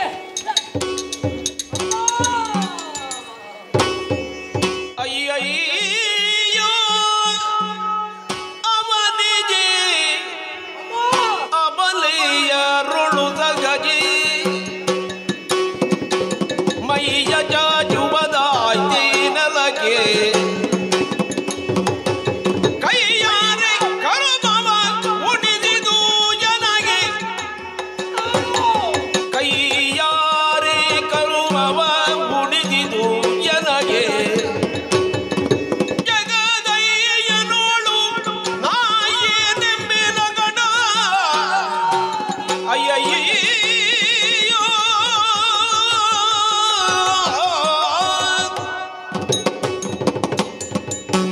ಅಯ್ಯಯ್ಯೋ! ಅಯ್ಯೋ! ಅವನಿಗೆ ಸೀತಾದೇವಿ ನಿಮ್ಮನ್ನು ಉಳಿಸುವುದಕ್ಕೆ ಬೇಕಾಗಿ ಶತ ಪ್ರಯತ್ನವನ್ನು ನಾನು ಮಾಡಿದೆ. ಆದ್ರೆ ನಮ್ಮ ಪ್ರಯತ್ನವೆಲ್ಲವೂ ನೀರ ಮೇಲೆ ಇಟ್ಟಂತಹ ಹೋಮದ ಹಾಗಾಗಿ ಹೋಯಿತು. ನೀತಿಯ ಮಾತನ್ನು ಹೇಳಿದರೆ ಕೇಳದೆ ಇದ್ದಂತಹ ಇಂದ್ರಜಿತ್ತು ನಿಮ್ಮ ತಲೆಯನ್ನೇ ಕಡಿದು ಬಿಟ್ಟ. ಪಂಚವಟಿಯಲ್ಲಿ ನಿನ್ನನ್ನು ಕಳಕೊಂಡಂತಹ ಶ್ರೀರಾಮಚಂದ್ರಮ ನಿನಗಾಗಿ ಹಪಹಪಿಸದೇ ಇದ್ದಂತಹ ದಿನಗಳಿಲ್ಲ ತಾಯಿ. ಕಾಡಿನಲ್ಲಿರುವಂತಹ ಕಲ್ಲು ಮರಗಳನ್ನೆಲ್ಲ ನೋಡಿ ಸೀತಾ ಸೀತಾ ಎಂಬ ಹಾಗೆ ಹೇಳ್ತಿದ್ರಂತೆ. ಕೊಳದಲ್ಲಿರುವ ತಾವರೆ ಪುಷ್ಪವನ್ನು ನೋಡಿ ಕಮಲಮುಖಿಯಾದ ಸೀತಾದೇವಿ ಅಲ್ಲಿದ್ದಾಳೆ ಅಂತ ಲಕ್ಷ್ಮಣನಲ್ಲಿ ಹೇಳಿದ್ದಾಳಂತೆ. ಅಂತಹ ರಾಮ ಸೀತೆಯರನ್ನು ಒಟ್ಟು ಮಾಡಬೇಕು ಅಂತ ಭಾವಿಸಿ ಸುಗ್ರೀವ ಸಖ್ಯವಾದ ಬಳಿಕ ಮಳೆಗಾಲವನ್ನು ದಾಟಿ ಕವಿನಾಯಕರಾದಂತಹ ನಾವು ಉತ್ತರ ದಕ್ಷಿಣ ಪೂರ್ವ ಪಶ್ಚಿಮ ಎಂಬಂತಹ 4 ದಿಕ್ಕುಗಳಿಗೆ ಹೊರಟವರು ನಾವು. ಅದರಲ್ಲಿ ದಕ್ಷಿಣ ದಿಕ್ಕಿಗೆ ಹೊರಟಂತಹ ನಾನು ಹೊರಡುವಂತಹ ಕಾಲಕ್ಕೆ ಶ್ರೀರಾಮಚಂದ್ರಮಣೆ ನನ್ನನ್ನು ಬಳಿಗೆ ಕರೆದ. ನಿಮ್ಮದಾದಂತಹ ಗುಪ್ತ ಕುರುಹುಗಳನ್ನು ಹೇಳಿದ. ಮುದ್ರೆ ಉಂಗುರವನ್ನು ಕೊಟ್ಟ. ಅದರ ಅರ್ಥ ಏನು? ನನ್ನ ಮೇಲೆ ರಾಮದೇವರು ಎಂತಹ ವಿಶ್ವಾಸವನ್ನು ನಂಬಿಕೆಯನ್ನು ಇಟ್ಟಿದ್ರು. ಅದನ್ನು ಪಡೆದು ನಿಮ್ಮನ್ನು ಕಾಣಬೇಕೆಂಬಂತಹ ಕಾರಣಕ್ಕೆ 100 ಯೋಜನ ಹಾರುವವ ಲಂಕೆಯನ್ನು ಬಿಟ್ಟು 700 ಯೋಜನ ಹಾರಿದೆ ಉತ್ಸಾಹದಲ್ಲಿ. ಆಮೇಲೆ ಬಂದು ಅಶೋಕವನದಲ್ಲಿ ನಿಮ್ಮನ್ನು ಕಂಡು ಮತ್ತೆ ನಿಮ್ಮ ರಾಮದೇವರಿಗೆ ವಿಷಯವನ್ನು ತಿಳಿಸಿದಾಗ ನನ್ನನ್ನು ಬಾಚಿ ತಪ್ಪಿಕೊಂಡಿದ್ರು. ಅಂತಹ ಆ ರಾಮನ ಅಪ್ಪಗೆಯನ್ನು ಪಡೆದಂತಹ ಪುಣ್ಯಾತ್ಮ ನಾನು. ನನ್ನಲ್ಲಿ ಅಂತಹ ವಿಶ್ವಾಸವನ್ನು ಇಟ್ಟಿದ್ದಾರೆ. ಈಗ ಹೋಗಿ ಸೀತಾದೇವಿ ಎಲ್ಲಿಂದ ರಾಮದೇವರು ಕೇಳಿದರೆ ನಾನು ಯಾವ ನಾಲಿಗೆಯಲ್ಲಿ ಹೇಳಬೇಕು? ನನ್ನ ಕಣ್ಣ ಮುಂದೆಯೇ ರಾವಣನ ಮಗನಾದ ಇಂದ್ರಜಿತ್ತು ನಿಮ್ಮನ್ನು ಕೊಂದ ಅಂತ ನಾನು ಯಾವ ನಾಲಿಗೆಯಲ್ಲಿ ಹೇಳಬೇಕು ತಾಯೇ? ರಾಮದೇವರು ಇಟ್ಟಂತಹ ನಂಬಿಕೆ ಎಲ್ಲವೂ ಹುಸಿಯಾಯ್ತಲ್ಲ. ರಾಮ ರಾಮ ಅವನ ಪರಿಸ್ಥಿತಿಯನ್ನು ನೋಡಬಾರ್ದ? ಮುಂಡ ಬೇರಾಗಿ ಹೋಗಿದೆ, ಶೋಣಿತವು ಹರಿಯುತ್ತಾ ಇದೆ. ಇದನ್ನು ನೋಡಿ ನನಗೆ ಸಹಿಸುವುದಕ್ಕೆ ಸಾಧ್ಯ ಇಲ್ಲ. ರಾಮ ರಾಮ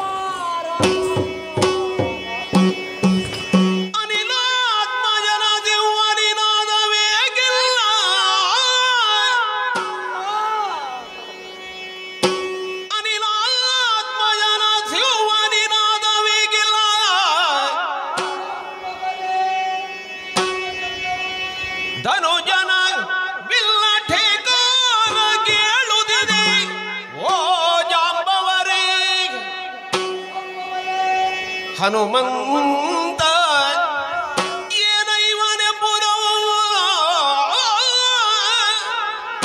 ತಿಳಿದು ಬಾ ಎಂದು ರಘುಪತಿ ಮುಸಿರಲು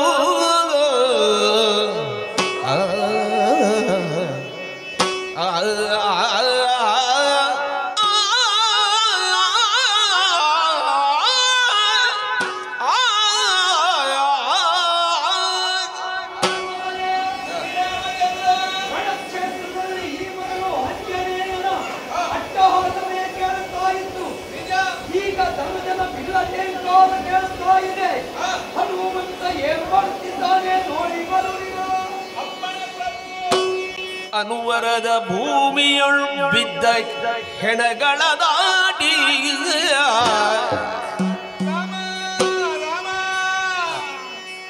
ಅನುವರದ ಭೂಮಿಯೊಳ್ ಬಿದ್ದ ಹೆಣಗಳ ದಾಟಿ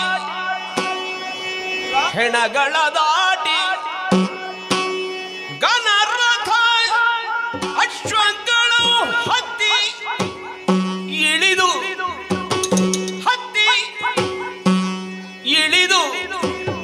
ಬಳಲುತ್ತ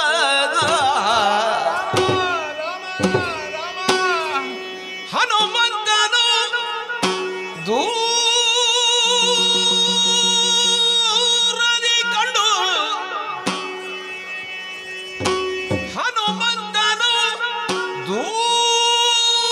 ದೂರದಿ ಕಂಡು ಹತ್ತಿರ ಕೈದಾಗ ಇಂತೆಂದ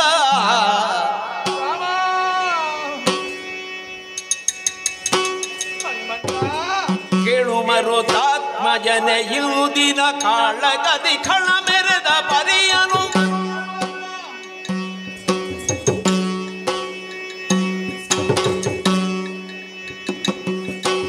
ಕೇಳು ಮರುತಾತ್ಮಜನೆ ಇರುದಿನ ಕಾಳಗದಿ ಖಳ ಮೆರೆದ ಪರಿಯನು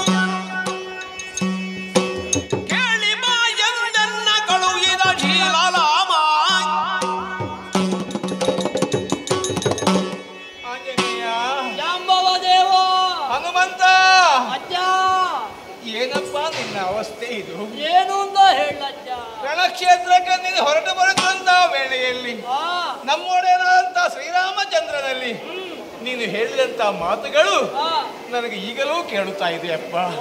ಪ್ರಭು, ನಿನ್ನ ಆಶೀರ್ವಾದ ಎಂಬಂತ ಭದ್ರ ಕವಚ ಹೊಂದಿದ್ರೆ ಸಾಕು, ದಾನವರ ಸರ್ವನಾಶವನ್ನು ಮಾಡಿ ಅವರ ಎದೆಯಲ್ಲಿ ವಿಜಯ ಪತಾಕೆಯನ್ನು ಊರಿ ಜಯ ಸಿರಿಯನ್ನು ಜಯಲಕ್ಷ್ಮಿಯನ್ನು ಒಲಿಸಿಕೊಂಡು ನಾನು ಬರ್ತೇನೆ ಅಂತ ಹೇಳಿ ಹೊರಟು ಬಂದವ ನೀನು.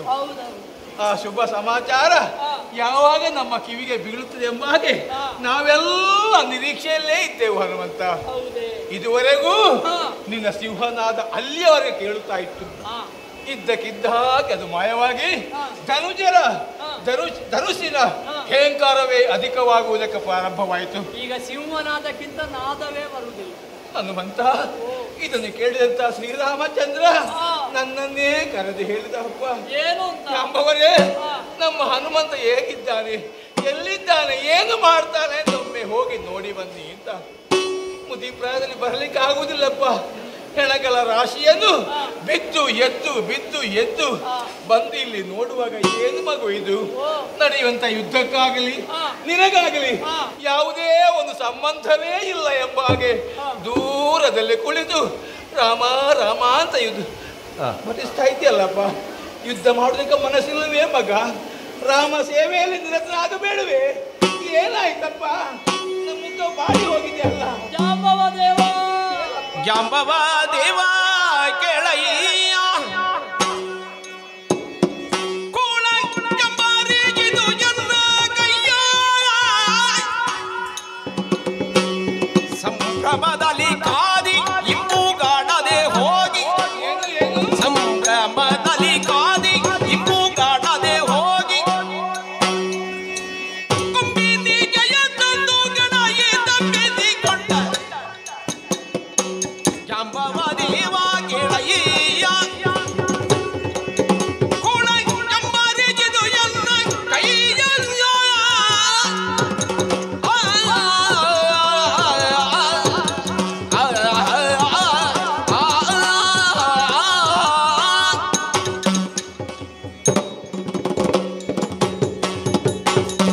ಅಜ್ಜ. ಹನುಮಂತ, ಜಾಂಬವ ದೇವ ಏನು ಮಗು? ನನ್ನನ್ನು ನೋಡಿ ಮಾತಾಡುವುದಕ್ಕೆ ಬಂದದ್ದೇ. ಹೌದು ಮಗ. ನನಗೆ ಮಾತಾಡುವುದಕ್ಕೆ ಆಗುವುದಿಲ್ಲ ಜಾಂಬವ ದೇವರೇ. ಮಾತಾಡಿದ ವಿಷಯ ಗೊತ್ತಾಗುದೇಗಪ್ಪ? ನನ್ನನ್ನು ಮಾತಾಡಿಸಬೇಡಿ, ನನಗೆ ದುಃಖ ಉತ್ತರಿಸಿ ಬರ್ತಾ ಇದೆ ಜಾಂಬವ. ಬೇಡುವಪ್ಪ, ನನ್ನ ಮುಖ ಬಾಡಿ ಹೋಗಿದೆ, ಕಣ್ಣಲ್ಲಿ ನೀರು ಸುರಿತಾ ಉಂಟು. ನಾನು ಏನು ಅಂತ ಹೇಳಿ ಅವ ನಾಲಿಗೆಯಲ್ಲಿ ಹೇಳಿ ಜಾಂಬವರೇ. ಏನು ಮಗು? ದೇವರೇ, ಓ ಇಲ್ಲಿಯವರೆಗೆ ನಡೆದ ಯುದ್ಧದಲ್ಲಿ ರಾವಣನಿಗೆ ಗೆಲುವಾಗಲಿಲ್ಲ. ಹೌದು. ಬಂದವರೆಲ್ಲ ಅಳಿದು ಹೋದ್ರು. ಚಿಂತೆ ಮಾಡುವ ಕಾಲಕ್ಕೆ ಅವನ ಮಗನಾದ ಇಂದ್ರಜಿತ್ ಅವನಿಗೆ ಧೈರ್ಯವನ್ನು ಹೇಳಿ ಯುದ್ಧಕ್ಕೆ ಬಂದ. ಪರಿಣಾಮ ಮಾಯಾ ಯುದ್ಧ ಮಾಡಿದ. ಶಬ್ದವೇದಿ ಬಾಣ ಪ್ರಯೋಗ ಮಾಡಿ ರಾಮದೇವರು ಅವನನ್ನು ಕೆಳಗೆ ಇಳಿಸಿದ್ರು. ರಾಮದೇವರಲ್ಲಿ ಯುದ್ಧ ಮಾಡಿ ಕೈ ಸೋತ.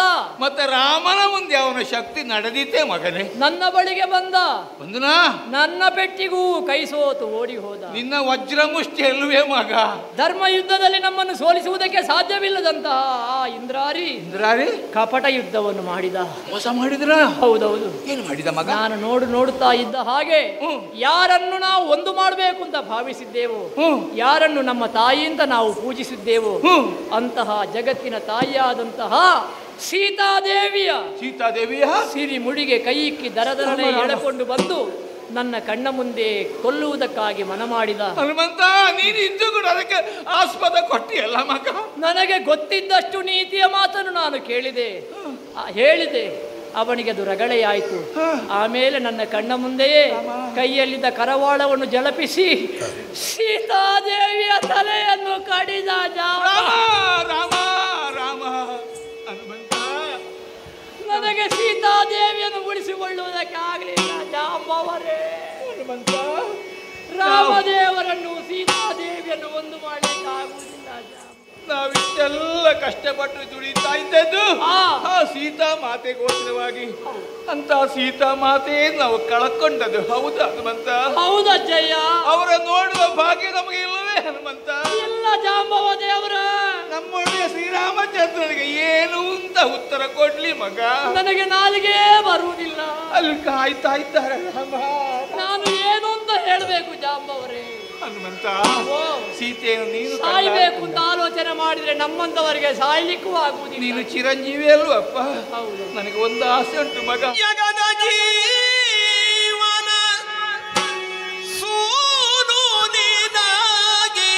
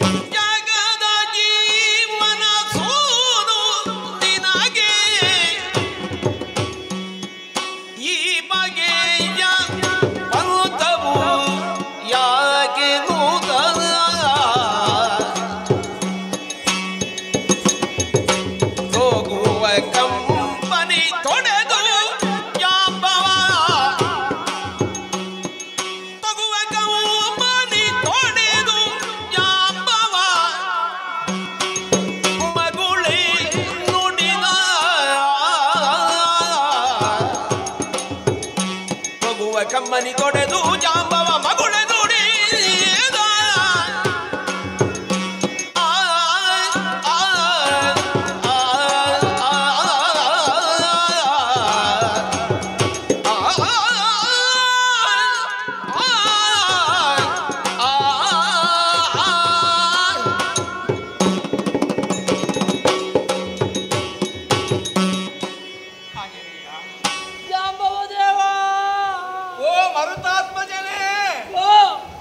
ಸಾಮಾನ್ಯನಲ್ವಪ್ಪ. 4 ವೇದ, 6 ಶಾಸ್ತ್ರ, 18 ಪುರಾಣ, 96 ತತ್ವ ಎಲ್ಲ ಒಂದು ಬಲ್ಲಿದನಾದಂತ ನೀನು ಜ್ಞಾನಿ ಮಾತ್ರವಲ್ಲ, ಪರಮ ಸುಜ್ಞಾನಿ ನೀನು. ನೀವು ನನ್ನನ್ನು ಸಾಮಾನ್ಯ ಅಲ್ಲ ಅಂತ ಹೇಳ್ತೀರಿ, ನಾನೀಗ ಸಾಮಾನ್ಯ, ಅವನೇ ಮಾನ್ಯ.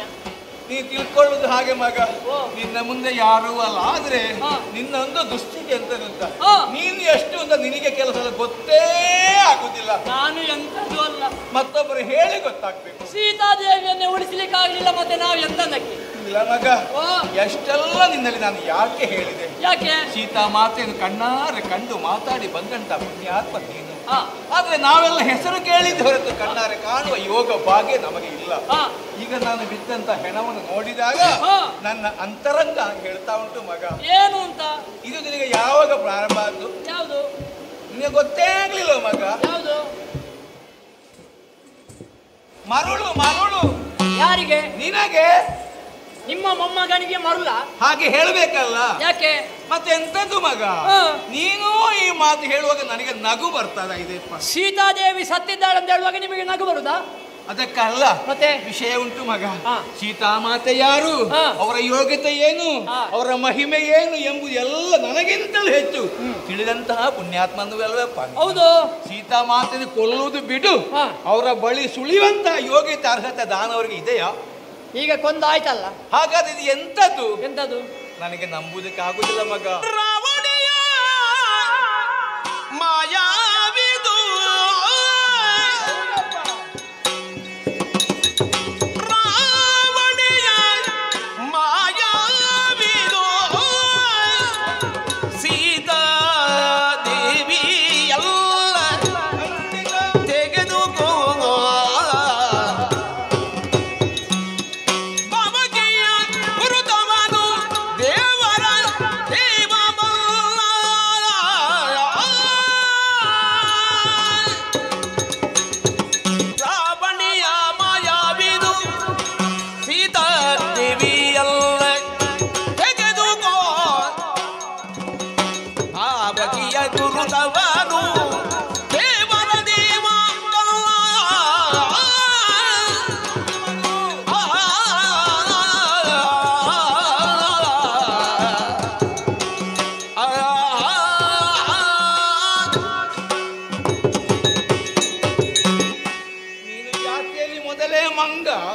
ಅಲ್ಲ, ಮೊದಲಲ್ಲ, ಈಗಲೂ ಮಂಗನೇ.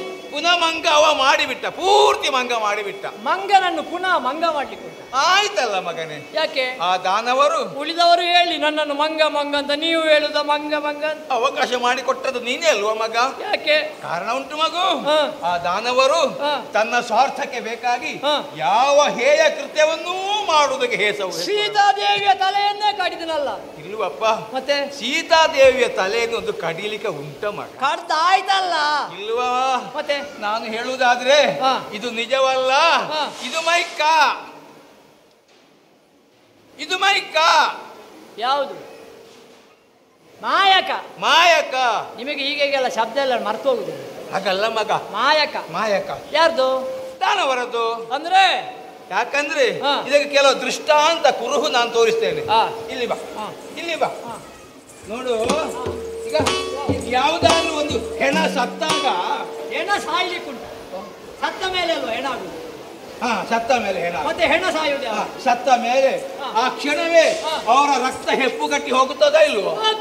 ಹೌದಲ್ಲ? ಇಲ್ಲಿ ಬಾ, ನೋಡು. ಹಸಿ ಹಸಿ ರಕ್ತ ಇನ್ನು ಹರಿಯುತ್ತಾ ಧಾರಾಪೂರ್ವಕವಾಗಿ ಸುರಿಯುತ್ತದೆ. ಒಂದಾಯ್ತಲ್ಲ, ಇನ್ನೊಂದು ಹೆಣ ಕಣ್ಣು ಬಿಳಿ ಬಿಳಿ ಹೇಳ್ತದ? ಇಲ್ಲ, ಮುಚ್ಚಬೇಕು. ಕಣ್ಣು ನೋಡಂತೆ ಮುಚ್ಚುತ್ತದೆ, ತೆರೆಯುತ್ತದೆ. ಅವರಿಗೆ ಬದುಕಲಿಕ್ಕೆ ಆಸೆ ಇತ್ತು ಕಾಣ್ತದೆ. ನೀನು ಹೇಳಿದ ಪ್ರಕಾರ ಸತ್ತೇ ಹೋಗ್ಬೇಕಿತ್ತು. ಆದ್ರೆ ಏನಿದು, ನಿನ್ನನ್ನು ಮೋಸ ಮಾಡುವುದಕ್ಕೆ ಬೇಕಾಗಿ ಏನೋ ಮೋಸ ಮಾರಣ ಮಂತ್ರ ಮಾಡಿ ನಿನ್ನ ಮೋಸಗೊಳಿಸಿದ್ದಾನೆ. ಜಾಂಬವರೇ, ಇದು ಸೀತೆ ಅಲ್ಲ. ಜಾಂಬವರೇ, ಓ. ನೀವು ನನ್ನಲ್ಲಿ ವಾದ ಮಾಡಬಾರ್ದು. ಸೀತಾದೇವಿಯನ್ನು ನೀವು ನೋಡಿದ್ದೀರಾ? ಇಲ್ಲ. ಸೀತಾದೇವಿ ಹೇಗಿದ್ದಾರೆ ಅಂತ ಗೊತ್ತುಂಟಾ? ಇಲ್ಲ. ನೋಡಿದ್ಯಾರು? ನೀನು. ಅಲ್ವಾ? ಮತ್ತೆ ನೋಡಿದ ನಾನೇ ಹೇಳ್ತೇನೆ ಇದು ಸೀತಾದೇವಿ ಹೌದು. ಈಗ ಸತ್ಯ ಹೇಳ್ಬೇಕು. ನೀನು ನೋಡಿಯೂ ಪ್ರಯೋಜನ ಇಲ್ಲ. ಯಾಕೆ? ನೋಡದೆ ನಾನು ಹೇಳುದು ಇದು ಸೀತೆ ಅಲ್ಲ. ನಾನು ಹೇಳುದು ಸೀತೆ ಹೌದು. ಅಲ್ಲ. ಹೌದು. ಅಲ್ಲ. ಹೌದು. ಆಯ್ತಲ್ಲ. ನೀವು ನನ್ನೊಟ್ಟಿಗೆ ಇದ್ದು ಅಲ್ಲ ಅಲ್ಲ ಅಂತ ಹೇಳ್ಬಾರ್ದು. ನಾವು ರಾಮದೇವರ ಭಕ್ತರು. ಎಂತದು? ಮತ್ತೆ ನೀವು ನನ್ನೊಟ್ಟಿಗೆ ಹೆಚ್ಚು ಸಮಯ ಇದ್ದೀರಿ, ನೀವು ಅಲ್ಲ ಅಲ್ಲ ಅಂತ ಯಾಕೆ ಹೇಳುದು? ನಿನ್ನಲ್ಲಿ ಹೌದು ಅಂತ ಹೇಳುದು. ನಿನ್ನಲ್ಲಿ ವಾದ ಮಾಡ್ಲಿಕ್ಕೆ ನಾನು ಜನ ಅಲ್ಲ. ನೀನು ಹೌದು ಅಂತ ಹೇಳುದು, ನಾನು ಅಲ್ಲ ಅಂತ ಹೇಳುದು. ನೀವು ಅಲ್ಲ ಅಂತ ಹೇಳ್ಬಾರ್ದು. ಹೇಳದ ಉಪಾಯ ಇಲ್ಲ. ಇಲ್ಲ, ಹೇಳುವುದಿಲ್ಲ. ಈಗ ಇತ್ಯರ್ಥ ಆಗ್ಬೇಕೋ ಬೇಡ? ಬೇಕು. ಅದಕ್ಕೆ ಬೇಕಾಗಿ ಸೀತಾಮಾತೆ ಸರ್ವ ವಿಚಾರ ತಿಳಿದವರು ಯಾರು ಪ್ರಪಂಚದಲ್ಲಿ? ರಾಮದೇವರು, ನಮ್ಮ ಒಡೆಯ ಶ್ರೀರಾಮಚಂದ್ರ. ನಮ್ಮೊಳಗೆ ನಾವು ಚರ್ಚೆ ಮಾಡುವುದಲ್ಲ, ಒಂದು ಕೆಲಸ ಮಾಡುವ. ಈ ಸೀತಾಮಾತೆ ಹೆಣವನ್ನು ಎತ್ತಿಕೊಂಡು ನೇರವಾಗಿ ಶ್ರೀರಾಮಚಂದ್ರ ಬಳಿಗೆ ಹೋಗುವ. ಅದು ಒಳ್ಳೆದು. ಅವರೇ ಗುರುತು ಮಾಡಿಕೊಳ್ಳಿ. ಹೋಗುವಾಗ ಬಾಯಿ ತೆರೆಯುತ್ತಾ ಹೋಗುವ. ಅದ್ಯಾಕೆ? ಅವರು ಹತ್ರ ನಾವು ಅಳುವುದು, ಅವರು ನಗಾಡಿದ್ರೆ ನಾವು ನಗುವುದು. ಎರಡಕ್ಕೂ ಉಪಯೋಗ ಆಗ್ತದೆ. ಆದ್ದರಿಂದ ಇಲ್ಲಿ ನಾವು ತಡ ಮಾಡುವುದಲ್ಲ, ಆದಷ್ಟು ಬೇಗ ಈಗ ಸೀತಾದೇವಿಯನ್ನು ಎತ್ತಿಕೊಳ್ಬೇಕಲ್ಲ. ಹೌದು. ಇಲ್ಲ ಮಗ, ನನಗೊಂದು ಆಸೆ ಉಂಟು. ಸೀತಾಮಾತೆ ನಾನೇ ಹೊರಬೇಕು ಮಗ. ನಿಮಗೆ ಒಬ್ಬರಿಗೆ ಹೊರಲಿಕ್ಕೆ ಆಗ್ಲಿಕ್ಕಿಲ್ಲ. ಒಂದು ಕೆಲಸ ಉಂಟಲ್ಲ ಮಗ, ಮೊದಲೆಲ್ಲ ಸಾಧನೆ ಮಾಡಿದ್ದೀರಿ, ಈಗ ಕೂಡ್ತದ? ಹಾಗಲ್ಲ, ಒಂದು ನಾಡು ಮಾತುಂಟಲ್ಲ, ಯಾವುದಕ್ಕೂ ಆಗದೆ ಹೆಣ ಹೊರ್ಲಿಕ್ಕೆ ಆದಿತ್ತು ಅಂತ. ಆದ್ರೆ ಇದು ಸೀತಾದೇವಿಯ ಹೆಣ. ಅಮ್ಮ ಜಾನಕಿ ದೇವಿ ಭೂಮಾತೆ ಜಾತೆ ನಾನೇ ಇರ್ತೇನೆ ಮಗ. ಆದಿತಾ? ಆದ್ರೆ ಒಂದು ಕೈ ನೀನು ಕೊಡು. ಹೌದಾ? ಒಂದು ಬದಿ ಇದ್ದ. ಈಗ ನೀವೆಲ್ಲಿ ನಾನೆಲ್ಲಿ? ನಾನು ಹಿರಿಯವಲ್ಲ ಮಗ. ಹೌದು. ಶರೀರದ ಹಿರಿಯ ಭಾಗ ತಲೆ ಅಲ್ವಾ? ಹೌದು. ನಾನು ತಲೆ ಹಿಡ್ಕೊಳ್ತೇನೆ, ನಿನ್ನ ಕಾಲು. ನೀವು ತಲೆ ಹಿಡಿತೀರಾ? ನಿನ್ನ ತಲೆ ಹಿಡಿಯುವುದಲ್ಲ, ಅಮ್ಮನ ತಲೆ. ಸರಿ. ಸೀತಾದೇವಿಯ ಪಾದ ಹಿಡಿಯುವ ಭಾಗ್ಯ ಸಿಕ್ಕಿದೆ ನಮಗೆ. ಹಣವಂತ, ಹಣವಂತ ಇನ್ನು ಬರ್ಬೇಕಷ್ಟೇ. ಇಲ್ಲಿ ಬಾ. ನಾನು ಎಂತದ್ದು ಕರ್ತದ್ದು? ಹನುಮಂತ ಹಣವಂತ ಅಲ್ಲ. ಇದು ನಾನು ತಲೆ ಹಿಡಿಯುವುದಾ? ನೀವಲ್ವ ಹೇಳಿದ್ದು? ಹೌದು. ನನಗೆ ತಲೆ ಭಾರ ಆಗ್ತದೆ ಮಗ ಈಗಲೇ. ಅಮ್ಮನ ತಲೆ ಭಾರ. ಒಂದು ಆಸೆ. ನಾನು ಹೇಳಿದೆ ಬೇಡ ಅಂತ. ತಲೆ ಭಾರವಾ? ಮತ್ತೆ ನನಗೊಂದು ಆಸೆ ಉಂಟು. ಒಮ್ಮೆಯಾದ್ರೂ ಸೀತಾದೇವಿಯ ಪಾದ ಸೇವೆ ಮಾಡಬೇಕು ಅಂತ. ಹೌದಾ? ಜೀವಂತ ಸಿಗ್ಲಿಲ್ಲ ಅಂತ ಆಯ್ತಲ್ಲ, ಹೆಣದ ಪಾದ ಸೇವೆ ಆದ್ರೂ ಮಾಡ್ತೇನೆ. ನೀವು ಕಾಲು, ನನಗೆ ಕಾಲು, ನಾನು ತಲೆ. ನಿನಗೆ ತಲೆ. ಸೀತಾದೇವಿಯ ತಲೆ ಹಿಡಿಯುವ ಭಾಗ್ಯ ಯಾರಿಗೆ ಸಿಗ್ತದೆ? ಹನುಮಂತ ಇಲ್ಲಿ ಬಾ. ನೀವು ಗಳಿಗೆ ಗಳಿಗೆ ಹಣವಂತ ಹಣವಂತ ಅಂತ ಹೇಳಿದ್ರಿ. ಇಲ್ಲಿ ಬಾ. ನೀವು ಬೇಕಿದ್ರೆ ಅವರಲ್ಲಿ ಕೇಳಿ ಬಂತ. ಕಲ್ಲ, ಶರೀರದ ಪ್ರಧಾನ ಭಾಗ ತಲೆ ಅಲ್ವ? ಹೌದು. ನನ್ನಂತ ಹಿರಿಯವರು ಕಾಲು ಹಿಡಿಯುವುದಾ? ಅಲ್ಲ, ಎಂತದು ಹೇಳಬೇಕು. ಕಾಲು ಬೇಡ ತಲೆಯೂ ಬೇಡ ಅಂತ ಆದ್ರೆ ನಾನು ಒಬ್ಬನೇ ಹೊತ್ತುಕೊಂಡು. ಬೇಡ, ನೀನು ಕಾಲು ಹಿಡ್ಕೊ, ನಾನು ತಲೆ ಹಿಡ್ಕೊ. ಆಯ್ತು. ಇನ್ನು ಅದಲ್ಲ.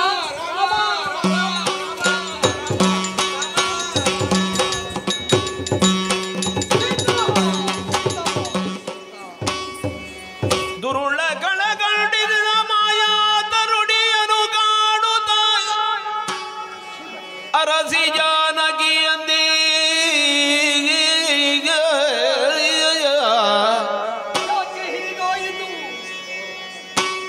ಜನಕಾತ್ಮಜಿಯೇ ಜಾಣಿಯಲ್ಲರಸಿಯೇ ಮುನಿಸೆಲ್ಲೊಡ ಜಾತಕೆ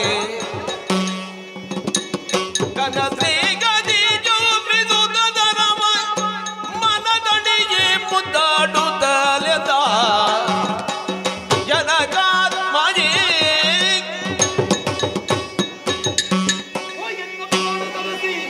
ವಲ್ಲಭೆ, ಸೀತಾ ಸೀತಾ, ಏನೇ ಇದು? ಯಾಕೆ ನಿನಗೆ ಹೀಗಾಯಿತು? ಪಿತೃವಾಕ್ಯ ಪರಿಪಾಲನೆಗೆ ಬೇಕಾಗಿ ನಾ ಹೊರಡುವ ಕಾಲದಲ್ಲಿ ನಿನ್ನಲ್ಲಿ ಆಡಿದೆ, ನೀ ಬರುವುದು ಬೇಡ, ನನಗೊಬ್ಬನಿಗೆ ಇದು ಆಜ್ಞೆ ಅಂತ. ಪತಿಯನ್ನನುಸರಿಸಿ ಬರುವುದು ಸತಿಯ ಧರ್ಮ ಅಂತ ನನ್ನನ್ನು ನಿಂದಿಸಿ ನನ್ನ ಜೊತೆಯಲ್ಲಿ ಬಂದೆ. ಲೋಕ ವಂದ್ಯಳೆನ್ನಿಸಿಕೊಳ್ಳಬೇಕಾದ ನಿನಗೆ ಇವತ್ತು ಲಂಕೆಯ ನೆಲದಲ್ಲಿ ಈ ಸ್ಥಿತಿಯೇ ಜಾನಕಿ. ನಿನ್ನನ್ನು ಕಳಕೊಂಡ ಮೇಲೆ ರಾಮನಿಗೆ ಎಲ್ಲಿ ಉಂಟು ಅಸ್ತಿತ್ವ ಹೇಳು? ನಿನಗಾಗಿ ಭರತ ಖಂಡವನ್ನು ತರಿಸಿ ಅಬ್ದಿಯನ್ನು ದಾಟಿ ಲಂಕೆಯ ಮಣ್ಣಿಗೆ ಕಾಲಿಟ್ಟೆ ಸೀತಾ. ಮಧುರ ಬದನೆ ನೀನು. ನಿನ್ನ ಮುಖವನ್ನು ಕಂಡಲ್ಲಿಗೆ ರಾಮನಿಗೆ ಆತ್ಮಾನಂದವಾಗುತ್ತಾ ಇತ್ತು. ಎಲ್ಲಿ ಇನ್ನು ಆ ಆನಂದ ಹೇಳು. ಒಮ್ಮೆ ಮಾತಾಡು. ಆ ದಶಮುಖಾದಿಗಳ ಕೊಂದು ಮತ್ತೊಮ್ಮೆ ವೀರಾಗ್ರಣಿಯಾಗಿ ನಿನ್ನನ್ನು ಪಡೆಯುತ್ತೇನೆ ಜಾನಕಿ. ಏಳು ಏಳು ಮಾತಾಡು. ಇಲ್ಲ ಇಲ್ಲ ಮಾತಾಡುವುದಿಲ್ಲ. ದೇವನಿ ಈ ದರದಿ ಮರುಗಲು ದೇವನಿ ಈ ತರದಿ ಮರುಗಲು ವಿಭೀಷಣನೆಂದ ದೇವಿ ಜಾನಕಿಯಲ್ಲ ನಮ್ಮವರ ಕಾಪಾಟ ಇದು. ದೇವಿ ಜಾನಕಿಯಲ್ಲ ನಮ್ಮವರ ಕಪಟ ಇದು. ದೇವಾದಿ ದೇವ ನರ ನಾಟಕವ ನಟಿದಿ. ದೇವಾದಿ ದೇವ ನರ ನಾಟಕವ ನಟಿದಿ. ದುಃಖಿಸಲ್ಯಾಗೆ ಈ ಕಪಟ ಸತಿಗೆ ಈ ತೆರದಿ ಮರುಗಲು ವಿಭೀಷಣ ಎಂದ.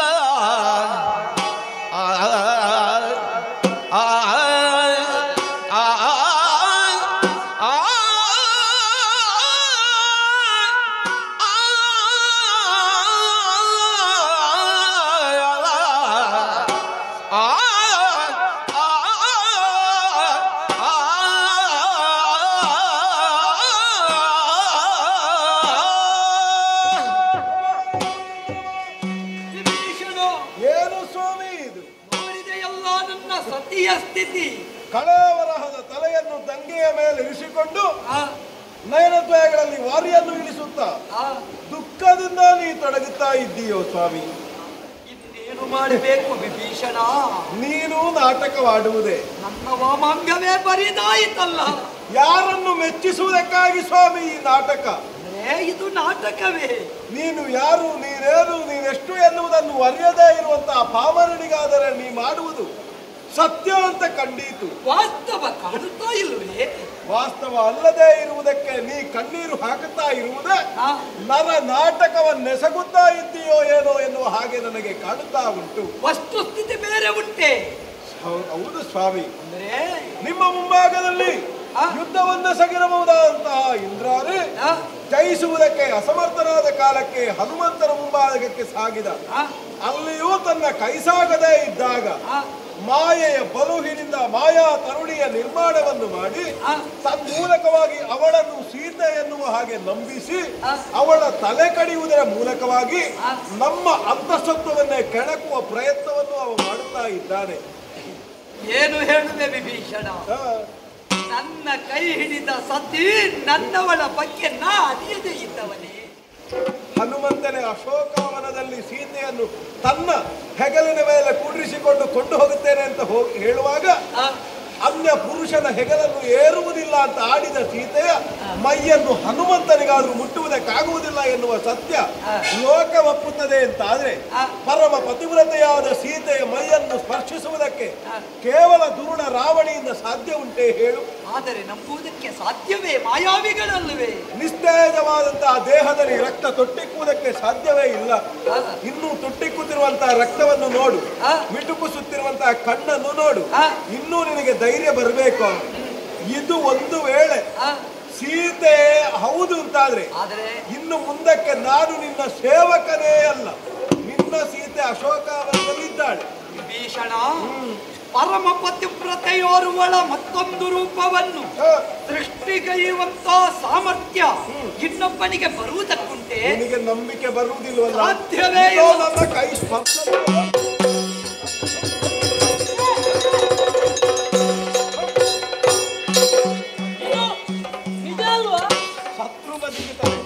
ಇದು ಮಾಯಯ ಮಾಯೆಯೇ. ಏ ದೇವರೇ, ಮಾಯಾ ಸೀತೆ. ಆ ಮಾರಿಗೆ ಬೇಕಾಗಿ ನಾನು ಎಷ್ಟು ಕಣ್ಣೀರು ಸುರಿಸಿದ್ದೇನೆ. ಅವ ಯಾವದೆಲ್ಲ ವೇಷವನ್ನು ಮಾಡಿಸಿ ತರ್ತಾನೆ ಅಂತ ಹೇಳುವುದು. ನಿನಗೆ ಹೀಗಾಗಿದೆ, ಮತ್ತೆ ನಮಗೆ ಹೇಗಾಗಬೇಕು ಯೋಚಿಸು. ಆದರೆ ಒಂದುಂಟು ವಿಭೀಷಣ, ನಮ್ಮಂತಹವರನ್ನೇ ವಂಚಿಸುವುದಕ್ಕೆ ಈ ಸ್ಥಿತಿ ಉಂಟಾಗಿದೆ ಅಂತ ಆದ್ರೆ ಜಾನಕಿ ಇನ್ನು ಯಾವ ಸ್ಥಿತಿಯಲ್ಲಿದ್ದಾರೋ ಯಾರಿಗೆ ಗೊತ್ತು. ಸ್ವಾಮಿ, ನೀ ಚಿಂತೆ ಮಾಡುವುದೇ ಬೇಡ. ಅವನನ್ನು ಕಳುಹಿ ಕೊಟ್ರೆ ಆಯ್ತು ಅಶೋಕವನಕ್ಕೆ. ಹನುಮಂತ, ನಾನು ಹೋಗಿ ಬರ್ತೇನೆ. ತಿಳಿದು ಬರುವೆಯಾ? ಹೋಗಿ ಬರ್ತೇನೆ. ರಾಮ ರಾಮ ರಾಮ.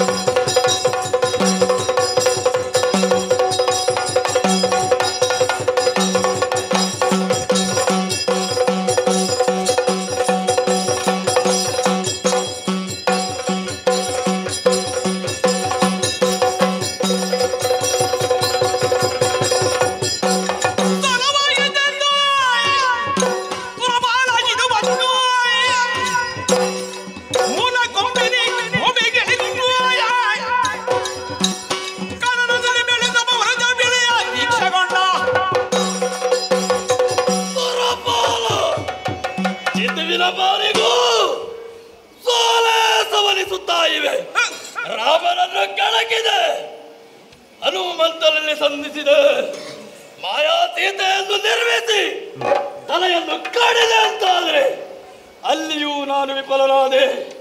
ಮೂಲ ನಿಕುಂಬೆ ಗಿರಿಯನ್ನು ಏರಿದೆ, ಸರ್ವೇಶ್ವರಿಗೆ ಗುರಿ ಕೋಣಗಳ ತಲೆಯನ್ನು ಕಡಿದೆ, ರಕ್ತದ ತರ್ಪಣವನ್ನು ಕೊಟ್ಟು ಮಂಗಳಾರತಿಯನ್ನು ಬೆಳಗಿದೆ ಅಂತಾದ್ರೆ ಮುಖ ತಿರುಗಿಸಿ ಬಿಟ್ಟಳಲ್ಲ. ಇಂದು ರಣಕ್ಷೇತ್ರದಲ್ಲಿ ವಿರೋಧಿ ಸಮೂಹವನ್ನು ನಾಶ ಮಾಡದೆ ಹೋದರೆ ಮಂಡೋದರಿಗೆ ಕಂತನಲ್ಲ, ಸ್ವರ್ಣಲಂಕೆಯನ್ನು ಪ್ರವೇಶಿಸುವುದಿಲ್ಲ. ಪ್ರತಿಜ್ಞೆ ಮಾಡಿದ್ದೇನೆ, ಏನು ಮಾಡಲಿ, ಒಂದೇ ಒಂದು ದಾರಿ ಉಪಾಯ.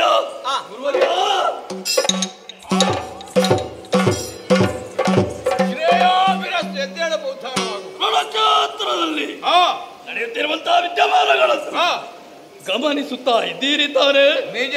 ಸೋಲು ಗೆಲುವು ಪಡೆಯಬೇಕು ಅಂತಾದ್ರೆ ದಾರಿ ಒಂದಿದೆ. ಏನು? ಮಾರಣಾದ್ವರ. ನಿಮ್ಮ ನಿರ್ದೇಶನದಲ್ಲಿ ಸಾಂಗವೇಗಿ ನೆರವೇರಬೇಕು. ಅಯ್ಯ, ಏನು ಕೊನೆಗಾಲ ಕೂಡ ಸರಿಯಾದಂತ ನಿರ್ಧಾರವನ್ನು ಕೈಗೊಂಡಿದ್ದಿ. ಆಮೇಲೆ ಸೋಲು ಅಂತ ಜೀವನ ಅಂತ ಆದ ಮೇಲೆ ಸೋಲು ಗೆಲುವು ಲಾಭ ನಷ್ಟ ಎಲ್ಲ ಇದ್ದದ್ದೇ. ಆದರೆ ನನ್ನ ಬಾರಿಗೆ ಬರಬಾರದಾಗಿ ಸೋಲೆ ಗೆಲುವಿನ ಸೋಪಾನ. ಅದು ಹೇಳಿ. ಅಡಿಯ ಮುಂದಿಡೆ ಸ್ವರ್ಗ, ಅಡಿಯ ಹಿಂದಿಡೆ ನರಕ, ಅಡಿ ಗಡಿಗೆ ಅಶ್ವಮೇಧದ ಫಲ. ಸ್ವರ್ಗ ಸಿಕ್ಕಿ ಆಗಿದೆ ನಮಗೆ. ಸೋತಾಗಿದೆ ಎಂಬ ಹೇಳಿದ ನಿನ್ನ ಬಾಯಿಯಿಂದಲೇ ನಾವು ಗೆದ್ದಿದ್ದೇವೆ ಅಂತ ಹೇಳಿಸಬೇಕು ಅಂತ ನನಗೂ ಮನಸ್ಸುಂಟು. ಏನಾಗಬೇಕು ಹೇಳಿ. ಆದರೆ ಈ ಮಾರಣಾಸುರ ಹೇಳುವುದು ಸುಲಭ, ಮಾಡುವುದು ಮಾತ್ರ ಬಹಳ ಕಷ್ಟದ ವಿಚಾರ. ಯಾಕೆ ಕಷ್ಟ? ನಾನು ಹೇಳಿದಂತ ಸಕಲ ಸಿದ್ಧತೆಯನ್ನು ಮಾಡಿದ್ದೆ ಹೌದು ಅಂತಾದ್ರೆ ನನ್ನ ನೇತೃತ್ವದಲ್ಲೇ ಮಾಡುವುದಕ್ಕೆ ಸಿದ್ಧರಿದ್ದೆ. ಹೇಳಿ ಏನಾಗಬೇಕು. ಹೌದು ತಾನೆ? ಹಾಗಾದ್ರೆ ಹೋಗು, ಸ್ನಾನ ಮಾಡಿವ. ಬಂದೆ. ಎಂತದು? ಪನ್ನೀರಲ್ಲಿ. ಇದಕ್ಕೆ ಪನ್ನೀರಿನ ಸ್ನಾನ ಆಗ್ಲಿಕ್ಕಿಲ್ಲ ಪುಣ್ಯಾತ್ಮ. ತಣ್ಣೀರಲ್ಲಿ ಮಾಡ್ತೇನೆ. ತಣ್ಣೀರು ಆಗ್ಲಿಕ್ಕಿಲ್ಲ, ಬಿಸಿ ನೀರು ಆಗ್ಲಿಕ್ಕಿಲ್ಲ. ಯಾವುದಲ್ಲಿ? ರಕ್ತದ ಸ್ನಾನವಾಗಬೇಕು. ಈಗ ಮಾಡಿ ಬರ್ತೇನೆ. ಮತ್ತೇನಾಗಬೇಕು? ಅಷ್ಟಕ್ಕೆ ಮುಗಿಯಲಿಲ್ಲ, ನಿನ್ನ ಯಜ್ಞೋಪವಿತವನ್ನು ಬದಲಿಸು. ಹೇಗೆ? ಇದು ಬೇಡ, ಮತ್ತೆ ನರದ ಜನಿವಾರವಾಗಬೇಕು. ಹಾಕೋಣವಂತೇನು? ಅಲ್ಲಿಗೆ ಮುಗಿಯಲಿಲ್ಲ, ಮತ್ತೆ ರಕ್ತ ತುಂಬಿಸಿ ಇಡುವುದಕ್ಕೆ ಬೇಕಾಗಿ ತುಂಬಾ ಪಾತ್ರೆಗಳ ಅಗತ್ಯ ಉಂಟು. ಯಾವುದು ಬೇಕು? ಚಿನ್ನದ್ದು ಅಲ್ಲ, ಬೆಳ್ಳಿಯದ್ದು ಅಲ್ಲ, ತಾಮ್ರದ್ದು ಅಲ್ಲ, ಮತ್ತೆ ಕಪಾಲ, ನರ ಕಪಾಲ ತರಿಸಿಕೊಂಡೋಣ. ಆಮೇಲೆ ರಕ್ತ ತರ್ಪಣೆ ಮಾಡುವುದಕ್ಕೆ ಸೌಟಿನ ಅಗತ್ಯ ಉಂಟು. ಯಾವ ರೀತಿಯದ್ದು ಬೇಕು? ನರರ ಎಲುಬಿನ ಸೌಟು. ಓಹೋ.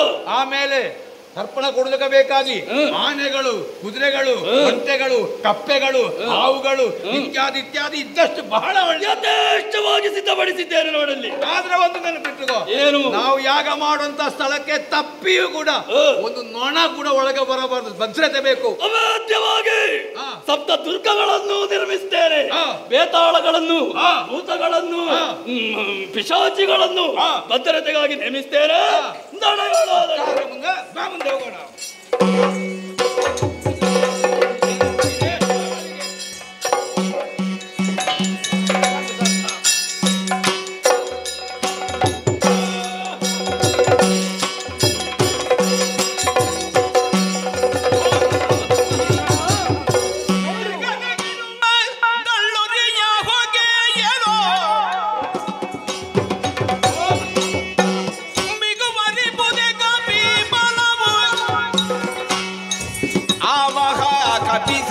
ಹೊರಳುತ್ತಿರಲು ಕಂಡು ರಾಮ ಗೆಳಿದ ವಿಭೀಷಣಗೆ ಶ್ರೇಷ್ಠ ವಿಭೀಷಣ, ದೀನಬಂಧುವೇ, ಯುದ್ಧ ಕ್ಷೇತ್ರದಲ್ಲಿ ರಾವಣಿಯಾದ ಇಂದ್ರಜಿತು ಹೋರಾಟದಲ್ಲಿ ಹಿಮ್ಮೆಟ್ಟಲ್ಪಟ್ಟವ ಮಾತ್ರವಲ್ಲ, ಹಲವಾರು ಮಾಯೆಯನ್ನು ತೋರಿಸಿದವ. ಮಾಯೆ ಎನ್ನುವುದು ತಾಯ ಬಸಿರಲ್ಲಡಗಿದರೂ ನಡೆಯುವುದಕ್ಕಿಲ್ಲ ಎನ್ನುವ ಎಚ್ಚರಿಕೆಯನ್ನು ನಾನೇ ಕೊಟ್ಟವ. ಮುಂದೆ ಯಾರು ಸಮರಾಂಗಣಕ್ಕೆ ಎನ್ನುವ ಹಾಗೆ ನಿರೀಕ್ಷಿಸುತ್ತಾ ಇದ್ರೆ ನೋಡಿದೆಯಾ ಈ ರಣದಾರುಣಿಯಲ್ಲಿ ಎಲ್ಲಿಂದಲೋ ಎತ್ತು ಬರುತ್ತಾ ಇರುವ ಹೊಗೆ, ಆ ಧೂಮ ವ್ಯೋಮ ವ್ಯಾಪ್ತವಾಗುತ್ತಾ ಉಂಟು. ಆ ಹೊಗೆಯನ್ನು ಆಕ್ರಾಣಿಸಿದ ಕಪಿ ಬಳಗ ತಲೆ ತಿರುಗಿ ಬೀಳುತ್ತಾ ಇದ್ದಾವೆ. ಹಾಗಿದ್ರೆ ಇದು ಏನು ಎನ್ನುವುದು ನನಗೆ ಅರ್ಥವಾಗುತ್ತಾ ಇಲ್ಲ. ಯಾರ ಪ್ರಭಾವ, ಏನು ಮಾಯೆ, ಇದರ ಮೂಲ ಏನು, ಯಾರು ಈ ವ್ಯವಸ್ಥೆ ಮಾಡುವವರು ಹೇಳುವೆಯಾ? ಧೂಮ ಜ್ವಾಲೆ ಮೂರು ಲೋಕವು ನಡುಗಿ ಹಾಗೆ ಮಾರಣ ಮಾಡ್ಬ ಕುಂಬಿನಿಯಲಿ ನಮ್ಮ ಮಗನಿದು ಲಾಲಿಸೈ.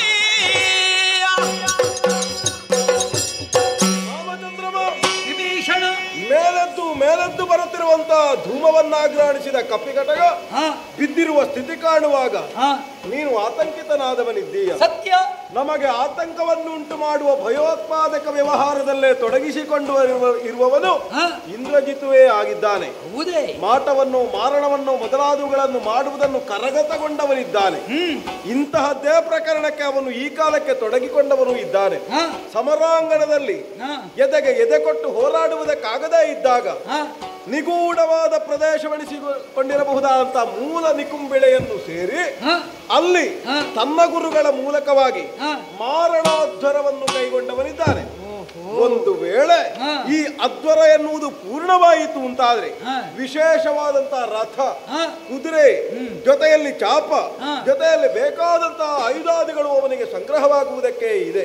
ಇಷ್ಟೆಲ್ಲಾ ಸಂಗ್ರಹವಾಗಿ ಅವ ಮೇಲೆದ್ದು ಬಂದ ಅಂತಾದ್ರೆ ಅವ ಅಜೇಯನಾಗಿಯೇ ಉಳ್ಕೊಳ್ಳುತ್ತಾನೆ. ವಿಚಿತ್ರ ಏನು ಬಲ್ಲೆಯ ವಿಭೀಷಣ?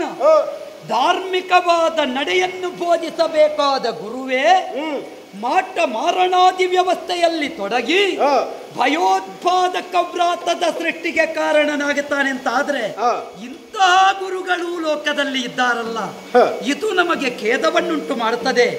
ಆದ್ದರಿಂದ ಈ ಸಲ ಗುರು ಸಮೇತ ಶಿಷ್ಯನಿಗೂ ಒಂದು ವ್ಯವಸ್ಥೆ ಮಾಡಬೇಕು ಅಂತ ನಾವು ನಿರೀಕ್ಷಿಸಿದ್ರೆ ಇದಕ್ಕೆ ಏನಾಗಬೇಕು ಅಂತ ಹೇಳಬೇಕು ಅಂತ ಆದ್ರೂ ನಿಮ್ಮ ಸೇನೆಯೋಳುಂಟೆ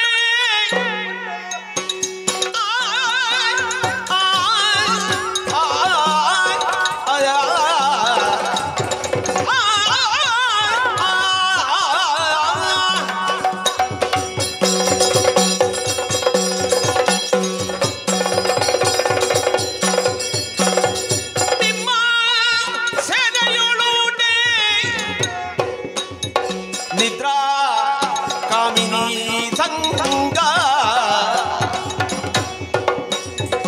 ಅನ್ನ ವರ್ಗಿತವಾದ ವ್ರತವು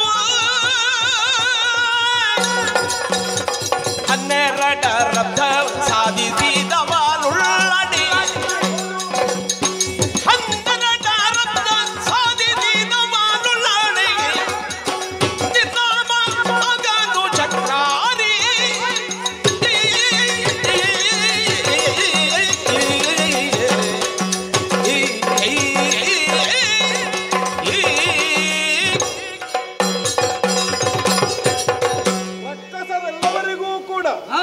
ಮರಣವನ್ನು ಜಯಿಸುವಂತಹ ಪ್ರಕ್ರಿಯೆಯಲ್ಲಿ ತೊಡಗಿಕೊಳ್ಳುವುದು ಸತ್ಯವೇ ನಿಜ. ಆದರೆ ಅದೊಂದು ಮೂಢತ್ವ ಅನ್ನುವುದು ಅವರಿಗೂ ತಿಳಿಯುವುದಿಲ್ಲ. ನಿಜವಾಗಿಯೂ ಮರಣವನ್ನು ಜಯಿಸಬಹುದಾದಂತ ವರ ಸಂಪಾದಿಸಿದ್ರು ಅದರ ಮೂಲಾರ್ಥ ಏನು ಅಂತ ಹೇಳಿದ್ರೆ ತನ್ನ ಮರಣ ಹೀಗೆ ಬರಬೇಕೆನ್ನುವ ದಾರಿಯೇ ಆಗುತ್ತದೆ. ಹೌದೇ? ಈ ವಿಭಾಗದಿಂದ ಆಲೋಚಿಸಿದರೆ ಇಂದ್ರಜಿತುವನ್ನು ಈ ಕಾಲಕ್ಕೆ ಜಯಿಸಿ ಬರಬೇಕು ಅಂತಾದ್ರೆ ನಿಮ್ಮ ಸೇನೆಯಲ್ಲಿಯೂ ಅತಿಬಲಾನ್ವಿತನಾಯ ಆದವನು ಆಗಬೇಕು. ಕೇವಲ ಬಲ ಎನ್ನುವುದು ಭುಜಸಿರಿಯಲ್ಲಿ ಮೇಲೈಸುವುದಲ್ಲ. ನಮ್ಮಲ್ಲಿ ಇರುವವರು ಸಾಮಾನ್ಯರೇ, ಒಬ್ಬೊಬ್ಬರು ಅತಿ ಬಲಾನ್ವಿತರೇ. ಪರ್ವತವನ್ನಾದರೂ ನೊಣೆದು ನುಂಗಬಹುದಾದ ಸಾಮರ್ಥ್ಯವನ್ನು ಹೊಂದಿದವರಿದ್ದರಾದರೂ ಕೂಡ ಕೆಲವು ಬಾರಿ ಕರ್ಮನಿಷ್ಠೆಯಲ್ಲಿಯೂ ತನ್ನ ಬಲುವನ್ನು ಉಳಿಸಿಕೊಳ್ಳಬೇಕಾಗುತ್ತದೆ. ಹೌದೇ? ಆ ವಿಭಾಗದಿಂದ ನೋಡಿದೆ ಉಂಟಾರೆ ಇವನ ಜಯಿಸುವಡೆ ನಿದ್ರೆ, ಆಹಾರ, ಕಾಮಿನಿ ಸಂಘವನ್ನು 12 ವರುಷಗಳ ಕಾಲ ಅಂದ್ರೆ 12 ವರುಷಗಳ ಕಾಲ ತೊರೆದಿರಬಹುದಾದ ಬಾತನಿಂದ ಮಾತ್ರವೇ ಜಯಿಸುವುದಕ್ಕೆ ಸಾಧ್ಯ. ಅಂತಹ ವೀರಪಟು ಭಟ ನಮ್ಮ ಸೇನೆಯಲ್ಲಿ ಇದ್ದಾರೋ? ನನ್ನ ಅರಿವಿಗೆ ಬರ್ತಾ ಇಲ್ವಲ್ಲ. ಯಾರಿದ್ದಾರೆ?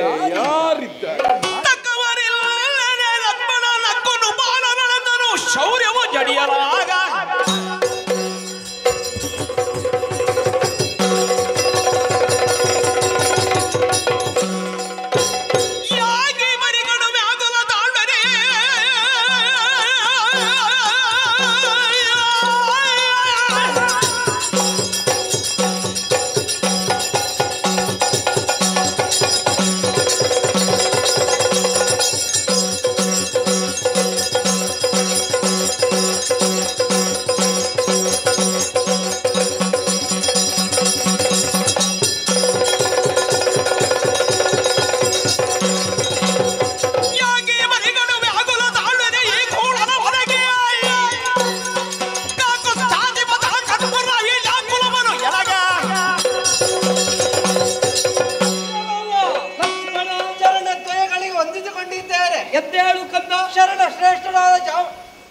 ವಿಭೀಷಣನ ನುಡಿಗಳನ್ನು ಕೇಳಿದೆ. ಇಂದ್ರಾರಿಯ ವರೆಗೆ ಯಾರೂ ಇಲ್ಲ ಎನ್ನುವುದಾಗಿದ್ದರೆ ವ್ಯಾಕುಲತೆಯನ್ನು ಬಿಡು, ಕಾಕುಸ್ತೆ ಪಾಲನ ನೀನು ಅಪ್ಪಣೆ ಕೊಡು, ನಾನು ಹೋಗಿ ಬರ್ತೇನೆ. ಅಪ್ಪಣೆ ಕೊಟ್ಟರೆ ಏನು ಮಾಡುವೆ?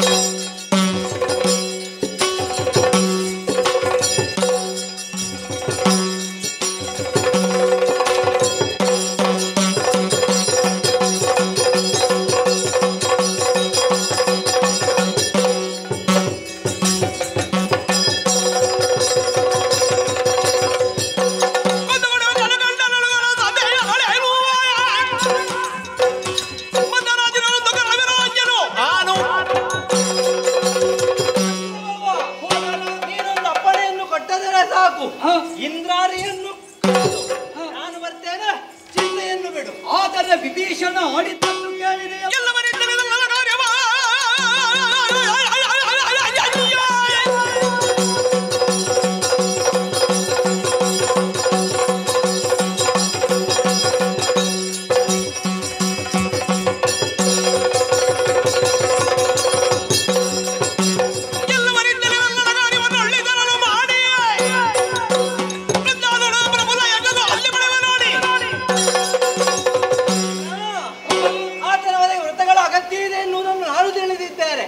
ಆದ್ರೆ ಈ ಕಾಲದಲ್ಲಿ ಆಡುವುದಲ್ಲ, ಆತನನ್ನು ಕೊಂದು ಆ ಬಳಿಕ ಸಕಲ ವಿಚಾರವನ್ನು ಹೇಳ್ತೇನೆ.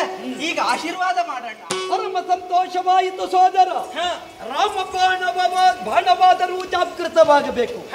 ಕಾಕುಸ್ತಾದಿಪರ ವಂಶ ಕೀರ್ತಿಯನ್ನು ಉಳಿಸುವುದಕ್ಕೆ ಬೇಕಾಗಿ ದಾನವ ಧ್ವಂಸ ಕಜ್ಜಕ್ಕೆ ನಾ ಮುಂದಾಗುತ್ತೇನೆ ನಿಜ ಎಂಬ ಹಾಗೆ ನೀ ಆಡಿದ ವಚನ ಇದು ಅಮೃತ ವಚನವಾಗಬೇಕು ಮಗನೇ. ಆಗಲಣ್ಣ. ನೀ ಕೈಗೊಂಡ ಕಾಯಕದಲ್ಲಿ ವಿಜಯಿಯಾಗಿ ಬಾ. ಸಂತೋಷ. ವಿಭೀಷಣ ವಿಭೀಷಣ, ಹನುಮಂತನೇ ಮೂಲನಿ ಕುಂಬಿಳೆಗೆ ದಾರಿ ತೋರಿಸುವುದಕ್ಕೆ ಬದ್ಧನಿದ್ದಾನೆ. ಹೋಗಿ ದಾರಿ ತೋರಿಸುವವ ನೀನಾಗು. ಸಾಗುತ್ತಾ ಇರುವುದು ಅಗ್ನಿಪಥದಲ್ಲಿ. ಈ ಸಲ ಆದರೂ ಅಗ್ನಿವೀರರಾಗಿ ಎದ್ದು ಬನ್ನಿ. ಆರ್ಯಾವರ್ತದ ಸಾಮರ್ಥ್ಯವನ್ನು ಕಾಣಿಸಿ ಬನ್ನಿ. ಹೋಗಿ ಬನ್ನಿ.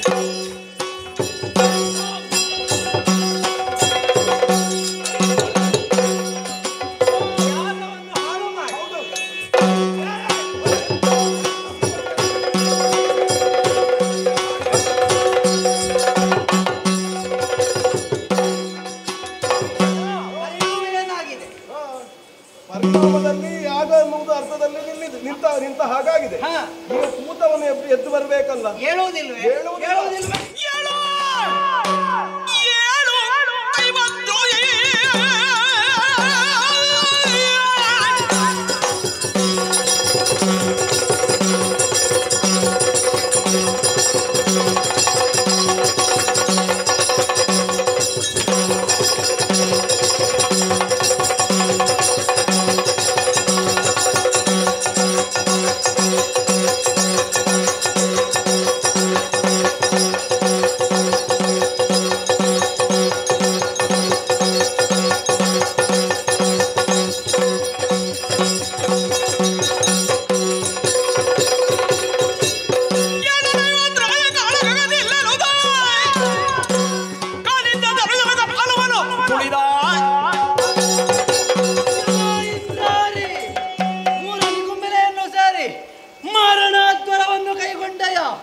ನಿನ್ನ ಯಾಗದ ಇರವನ್ನು ತಿಳಿದೇ ಬಂದವ ದೈವದ್ರೋಹಿ. ಹೇಳು ಹೇಳು. ಹೇಳುವುದಿಲ್ವೇ?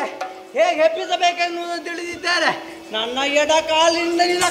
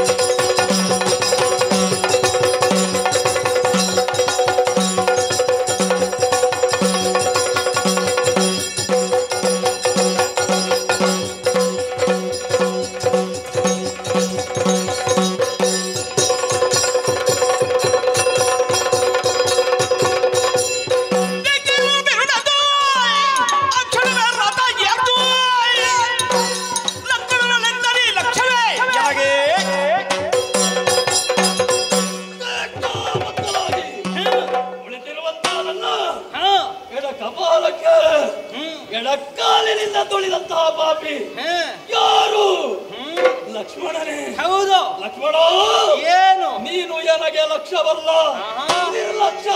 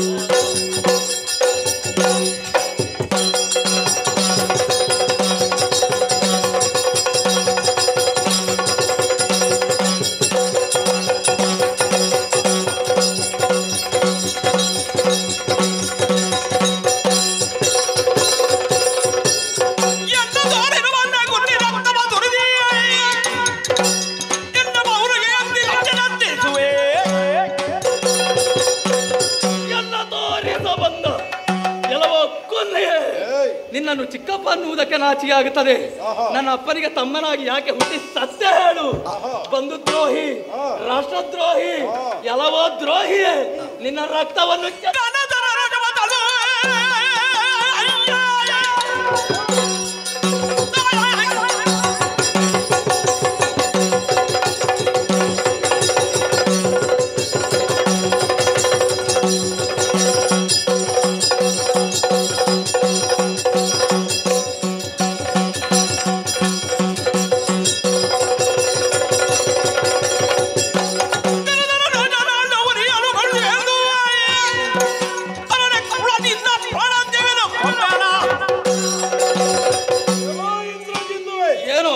ಚಿಕ್ಕಪ್ಪನನ್ನು ಕುನ್ನಿ ಅಂತ ಕರೆಯುವ ನಿನ್ನ ನಾಲಗೆ ಅದು ಬರಿಯ ನಾಲಗೆಯಲ್ಲ, ಶ್ವಾನದ ನಾಲಗೆಯ ಹಾಗೆ. ಶ್ವಾನವಾಗಿರುವಂತ ನೀನು ಅಷ್ಟನ್ನೇ ಹೇಳಬೇಕು. ನನ್ನ ಅಪ್ಪನ ಆ ಋಣದ ಅನ್ನವನ್ನು ಉಂಡ ಪಾಪಿ ಮಗನೇ. ನಿಮ್ಮ ಅಪ್ಪನ ಅನ್ನದ ಋಣ ಅಲ್ಲ, ಮತ್ತೆ ದೇವತೆಯರು ನಿಮ್ಮ ಅಧಿಕಾರವೇ ಬೇಕಾಗಿ ಅಜ್ಜಿ ಈ ಭೂಮಿಗೆ ನಮ್ಮನ್ನು ಕೊಟ್ಟದ್ದು ಯಾಕೆ ಎನ್ನುವ ಕಲ್ಪನೆ ನಿನಗೆ ಇಲ್ಲದ ಕಾರಣಕ್ಕಾಗಿ ನೀನು ನನಗೆ ದೇವರಾಣೆಗೆ ಇಲ್ಲ. ನಿನ್ನಂತವರು ಯಾಕೆ ಗೊತ್ತೋ? ಸಾಯಬಾರದು. ಕೈಕಸ ದೇವಿಗೆ ಇದ್ದ ಗುಣವೇ ಹಾಗೆ. ಅಳಿದ ರಕ್ಕಸ ಪಾಲಯ ಮತ್ತೆ ಮೇಲೆದ್ದು ಬರಬೇಕು ಅಂತಾರೆ. ಎದ್ದು ಬಂದಿದ್ದು ಮಕ್ಕಳನ್ನು ಪಡೆಯುವುದಕ್ಕಾಗಿ ವಿಶ್ವವಸುವನ್ನು ಸೇರಿಕೊಂಡ್ರು. ಆದ್ರೆ ಇಂದು ರಾವಣ ಏನು ಮಾಡುವುದಕ್ಕೆ ತೊಡಗಿದ್ದಾನೆ? ಏನು ಮಾಡಿದ? ಸಮಸ್ತವಾದ ರಕ್ಕಸ ಕುಲವೇ ನಾಶ ಹೊಂದಬಹುದಾದ ದೌಷ್ಟ ಕೃತಿಯಲ್ಲಿ ಮುಂದಾದ ಕಾರಣಕ್ಕಾಗಿ ಇಂದು ನಾನು ರಾಮನ ಕೂಡೆ ಸೇರಿಯಾದರೂ ರಕ್ಕಸ ಕುಲವನ್ನು ಉದ್ಧರಿಸುವ ಕೃತ್ಯದಲ್ಲಿ ಮುಂದುವರೆದಿದ್ದೇನೆ. ನಿನಗೆ ಮೂಗಿಲ್ಲ? ಯಾಕೆ? ನಿನ್ನ ತಂಗಿಯ ಮಾನಾಪಹರಣ ಮಾಡಿದಂತಹ, ಮೂಗನ್ನು ಕೊಯ್ದಂತಹ ಆ ದುಷ್ಟರ ಒಟ್ಟಿಗೆ ಲೋಕದಲ್ಲೊಂದು ಶಾಸ್ತ್ರ ಉಂಟು. ಯಾವುದೋ ಶಾಸ್ತ್ರ? ಗುರುವೇ ಶಾಸ್ತ್ರಕ್ಕೆ ಮಣ್ಣು ಹಾಕಲಿಕ್ಕೆ. ಶಾಸ್ತ್ರಕ್ಕೆ ಮಣ್ಣು ಹಾಕು ಅಂತ ಹೇಳಿ ನಿನ್ನ ಶಾಸ್ತ್ರಕ್ಕೆ ನೀನು ಶಾಸ್ತ್ರವನ್ನೇ ಮಾಡುವುದು ಬೇರೆ ಎಂತದ್ದು ಗೊತ್ತಿದೆ ನನಗೆ. ಗುರುವೇ ಆದರೂ ಯದ್ವಾ ತದ್ವಾ ವಿಚಾರವಾದಿಯಾಗ ಕೂಡದು, ಕಾರ್ಯಕಾರ ವಿವೇಚನೆ ಇಲ್ಲದಾಗಲು ಕೂಡದು ಎನ್ನುವುದು ಶಾಸ್ತ್ರ. ಹಾಗಾದ್ರೆ ಹೆಣ್ಣಾದ ಅವಳಿಗೆ ತನ್ನ ಮಾನವನ್ನು ಎಲ್ಲಿ ಬಲಿ ಕೊಡಬೇಕು ಎನ್ನುವ ಪ್ರಶ್ನೆ ಇಲ್ಲದೆ ಇರುವ ಪ್ರಜ್ಞೆ ಇಲ್ಲದ ಅವಳಿಗೆ ಆದದ್ದು ಸರಿಯಾದ ತೀರ್ಮಾನವೇ. ನೀನು ಸತ್ತಿದ್ದೆ ಅವತ್ತು. ನಿನಗೆ ಹೇಳಬಹುದಿತ್ತಲ್ಲ ಅಲ್ಲಿಗೆ ಹೋಗಬೇಡ, ನಿನಗೆ ಇಲ್ಲಿ ಭದ್ರತೆಯಿಂದ ಕೂಡಿ ಹಾಕಬಹುದಿತ್ತಲ್ಲ ಅವಳನ್ನು. ಅವಳಿಗೆ ಇರುವುದಕ್ಕೆ ಸ್ಥಳವನ್ನು ರಾವಣನೇ ಮಾಡಿಕೊಟ್ಟದ್ದು. ರಾವಣ ಕೊಟ್ಟದ್ದು ಎಲ್ಲ ಕೇಳಿದ್ದು ನಿನಗೆ ಮಾಡಿಕೊಡಬಹುದಿತ್ತಲ್ಲ. ಮನೆಗೆ ಹೊಕ್ಕು ಎಲ್ಲಿ ಮನೆಗೆ ಹೋಗಿದ್ದಾಳೆ? ಮತ್ತೆ ಎಲ್ಲಿ ಮನೆಗೆ? ಅಲ್ಲಿ ಇದ್ದದ್ದು ಯಾರು?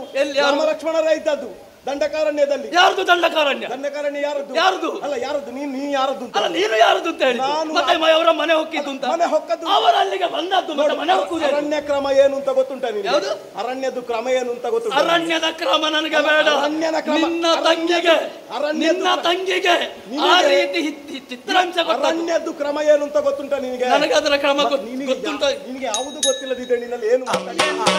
ನನಗೆ ಯಾರು ಗೊತ್ತಿಲ್ಲ.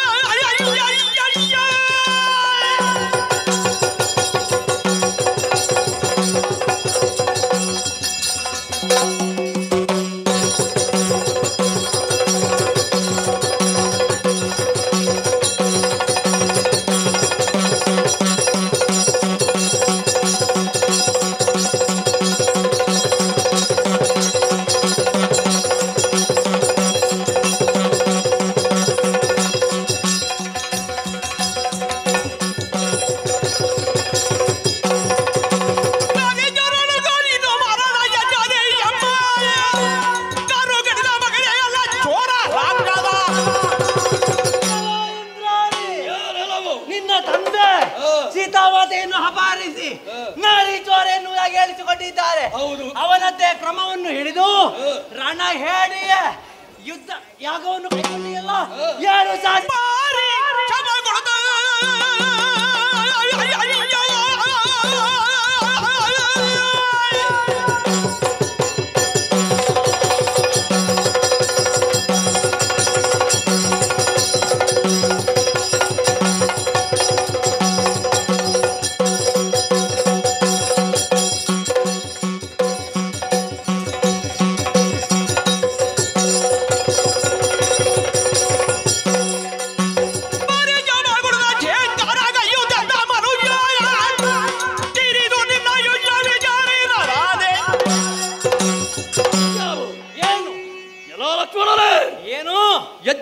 ಹಿಡಿಸಿದೆ. ಅಹಂಕಾರ ಪಡಬೇಡುವ. ಮತ್ತೆ ಬಾರಿ ಚಾಪ ಓಹೋ ಗೊಳುತ್ತಾ ಬಂದಿದ್ದೇನೆ. ಮನುಷ್ಯ ಏನು ತೆರಿತು ನಿನ್ನ ಆಯುಷ್ಯ.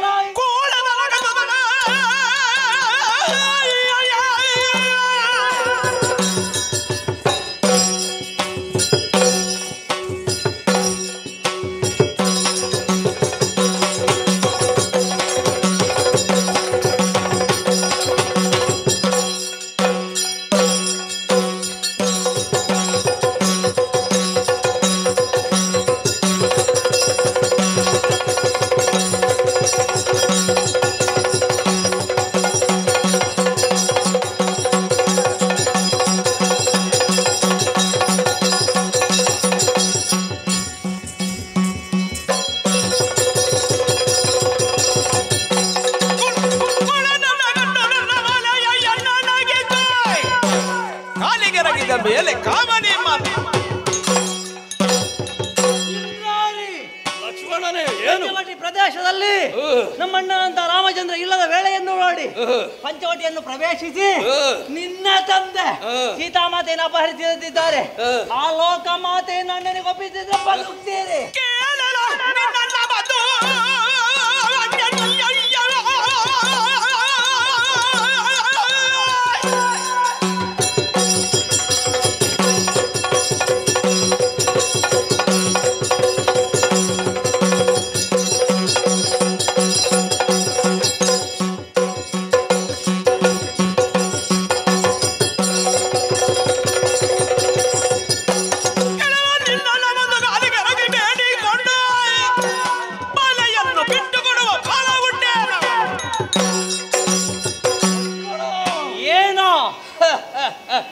ಬಾಲಿಶ ಕೇಳಬಾರದಂತಹ ವಿಚಾರ ನಗು ಬರುತ್ತಾ ಇವೆ. ಯಾಕೆ? ಹೌದೇನು, ನಿನ್ನ ಅಣ್ಣ ನನ್ನ ಅಪ್ಪನ ಕಾಲಿಗೆ ಬಂದು ಎರಗಿ ದಮ್ಮಯ್ಯ ದಕ್ಕಯ್ಯ ನನ್ನ ಹೆಂಡತಿಯನ್ನು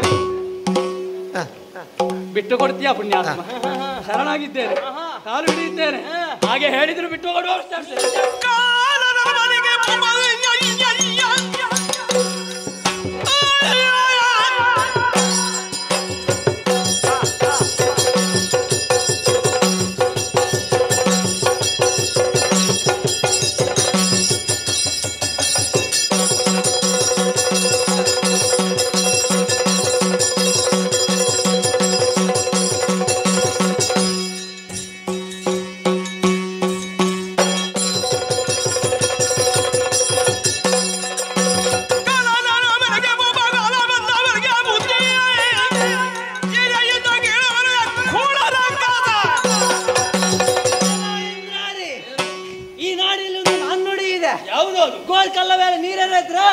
ಅಲ್ಲಿ ಫಲ ಬರುವುದಿಲ್ಲ.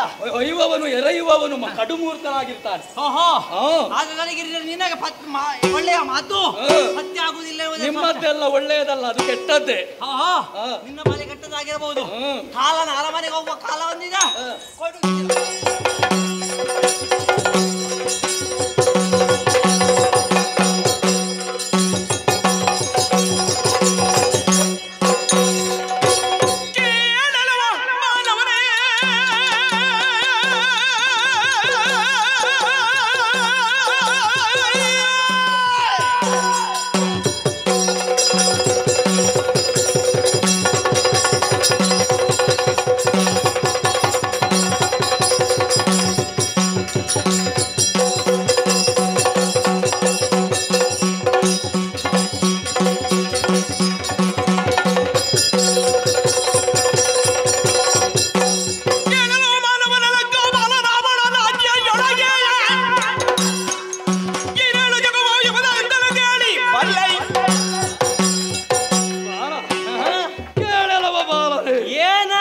ನಮ್ಮ ತಂದೆಯಾಗಿರುವಂತಹ ರಾವಣೇಶ್ವರ ಮಹಾಪ್ರಭುಗಳು ಈರೇಳು ಲೋಕವನ್ನೇ ತನ್ನ ಅಂಕೆಯಲ್ಲಿ ಇರಿಸಿಕೊಂಡು ಆಳುತ್ತಾರೆ. ಇಂದು ಹರಿಹರಾಧ್ಯರೇ ಬಂದು ಅವರ ಕಾಲಿಗೆ ರಗುತ್ತಾನೆ ಅಂತಾದ್ರೆ ಏನು ಮಹಾ ಅಂತ ತಿಳಿದೆಯೋ?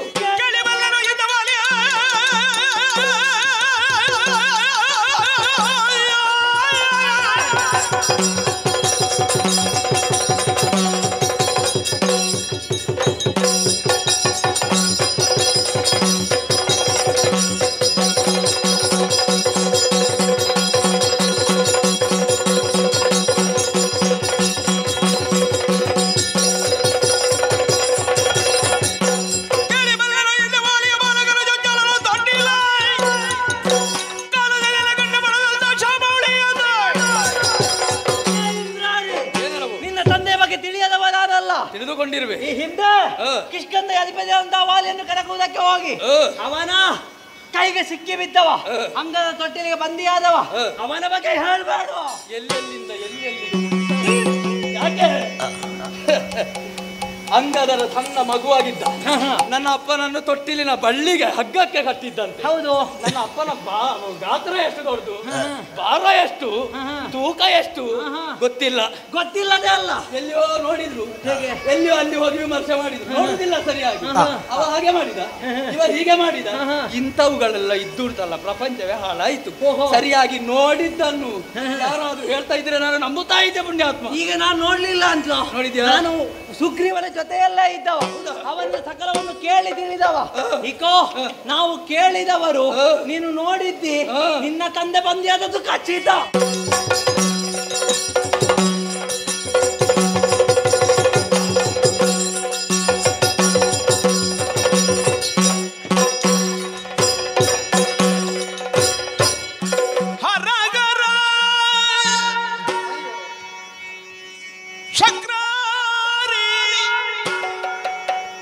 ಎಂದೆಂಬ ಬಿರುದ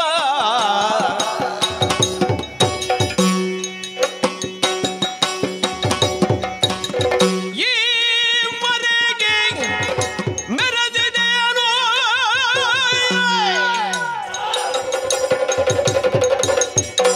ಚಕ್ರಾರಿ ಎಂಬ ಬಿರುದ ಈವರೆಗೆ ಮೆರೆದಿದನು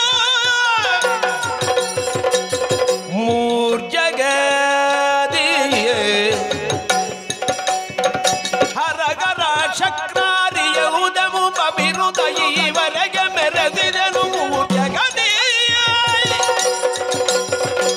ಸುರನೋ ರಗವನು ಗಲುಗಿಸಿದ ಪಟ್ಟದನು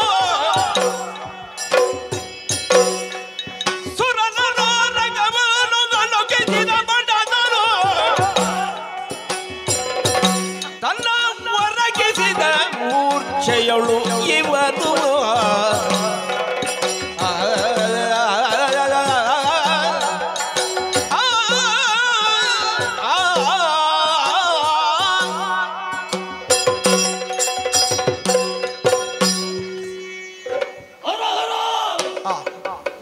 ಶಿವನೇ ಎನ್ನುವಂತ ಉದ್ಗಾರ ನನ್ನ ಅಂತರಂಗದಿಂದಲೇ ಹೊರಹೊಮ್ಮುತ್ತಾ. ನಾನು ಎಲ್ಲಿದ್ದೇನೆ ಈಗ? ಒಂದು ನನಗರ್ಥವಾಗುವುದಿಲ್ಲ. ಬಾಲಕರಾಗಿರುವಂತ ಆತನಲ್ಲಿ ಕಾಡಾಕಾಡಿಯಾಗಿ ಹೋರಾಟವನ್ನು ಮಾಡುತ್ತಿದ್ದಂತೆ ತರೆಯಲ್ಲಿ ನಾನು ಮೂರ್ಛಿತನಾಗಿ ಬಿದ್ದು ಬಿಟ್ಟೆ ಎಂಬುದು ನನಗೀಗ ಎಚ್ಚರವಾದಾಗ ತಿಳಿಯಿತು. ಕಣ್ಣು ಕತ್ತಲೆ ಬರ್ತದೆ ಪುಣ್ಯಾತ್ಮ. ಇಷ್ಟೆಲ್ಲ ಹಾಕಿದ್ರೆ ಮತ್ತೆ ಯಾರಿಗಾದ್ರೂ ತಲೆ ತಿರುಗದೆ ಇರ್ತಾರೆ. ಏನು ಮಾಡೋಣ? ಸುರರನ್ನೇ ಗಡಗುಟ್ಟಿ ನಡುವಿಸಿರುವಂತಹ ಇಂದ್ರಜಿತು ಎನ್ನುವಂತಹ ನೆಗಡ್ತಿಗೆ ಪಾತ್ರವಾಗಿರುವಂತಹ ಈ ಮೇಘನಾಥನಿಗೆ ಈ ರೀತಿಯಾಗಿ ಬಹುಭುಜರರ್ಪವನ್ನೇ ಮುರಿದಿರುವಂತಹ ನನಗೆ ಪಾತಾಳ ಲೋಕದಲ್ಲಿರುವಂತಹ ಮೃಗಾದಿಗಳ ಎಡೆಯನ್ನು ಮೆಟ್ಟಿ ಮೆರೆದಿರುವಂತಹ ನನಗೆ ಈ ರೀತಿಯಾಗಿ ದಯಾನೀಯ ಸ್ಥಿತಿ ಒದಗಿ ಬರುವುದಕ್ಕೆ ಸಾಧ್ಯವಿದೆ. ಈ ರೀತಿಯಾಗಿ ನನಗೆ ಸೋಲು ಸವರಿಸ್ತದೆ ಅಂತಾದ್ರೆ ಬಂದವರು ಇವರು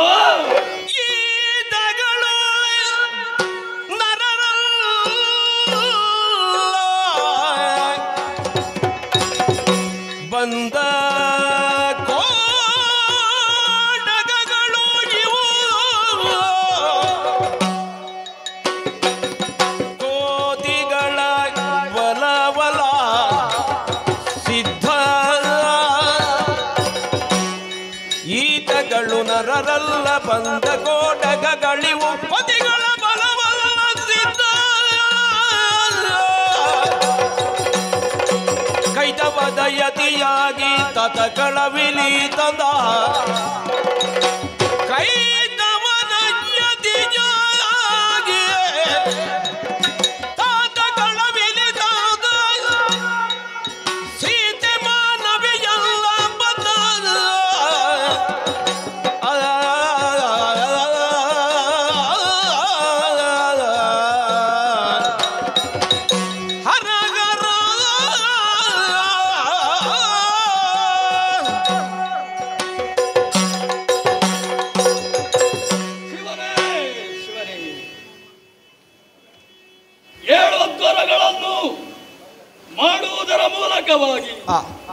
ಅಧ್ವರದಿಂದ ಯಾವುದನ್ನೆಲ್ಲ ಸಂಪಾದಿಸುವುದಕ್ಕಾಗುತ್ತದೋ ಎಂಬುದನ್ನು ಸಂಶೋಧನೆಯ ಮೂಲಕ ನೋಡಿದವನು ನೀನು. ನಾನು ಪರಮ ಸಾತ್ವಿಕನಾಗಿ ನಾನು ಯಜ್ಞವನ್ನು ಪೂರೈಸಿದೆ. ಪರಿಣಾಮವಾಗಿ ಅಭೇದ್ಯವಾಗಿರುವಂತಹ ಅಗಣ್ಯವಾಗಿರುವಂತಹ ಶರಾವಳಿಗಳನ್ನು ಪಡೆದು ನನ್ನ ಬತ್ತಳಿಗೆಯಲ್ಲಿ ತುಂಬಿಸಿಕೊಂಡವನು ನಾನು. ಒಂದೊಂದನ್ನು ನಾನು ಈಗ ಪ್ರಯೋಗಿಸಿದರೆ ಎಲ್ಲವೂ ನಿಷ್ಫಲವಾದ ಆ ಬ್ರಹ್ಮದೇವ ಕೊಟ್ಟಿರುವಂತಹ ಅಸ್ತ್ರ ಅದನ್ನು ಪ್ರಯೋಗಿಸಿದೆ ಅಂತಾದ್ರೆ ಯಾವ ಪ್ರಯೋಜನವೂ ಆಗಲಿಲ್ಲ. ಗೊತ್ತಾಯಿತು. ಈತಗಳು ನರರಲ್ಲ, ಬಂದ ಕೋಡಗಗಳಿವು ಕವಿಗಳ ಬಲವಲ್ಲ ಬದ್ಧ.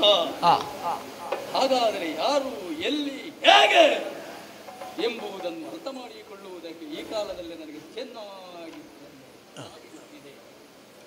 ದರೆಯ ಧರ್ಮವನ್ನು ಉದ್ಧರಿಸುವುದಕ್ಕಾಗಿ, ಲೋಕದಲ್ಲಿ ಅಧರ್ಮವನ್ನು ನಾಶ ಮಾಡುವುದಕ್ಕಾಗಿ, ಸಾಧುಗಳನ್ನು, ಸಜ್ಜನರನ್ನು, ಸಾತ್ವಿಕರನ್ನು ಉದ್ಧರಿಸುವುದಕ್ಕಾಗಿ ವೈಕುಂಠದಿಂದ ಮಹಾವಿಷ್ಣುವೇ ಇಳಿದು ಬರ್ತಾನೆ, ಒಲಿದು ಬರ್ತಾನೆ.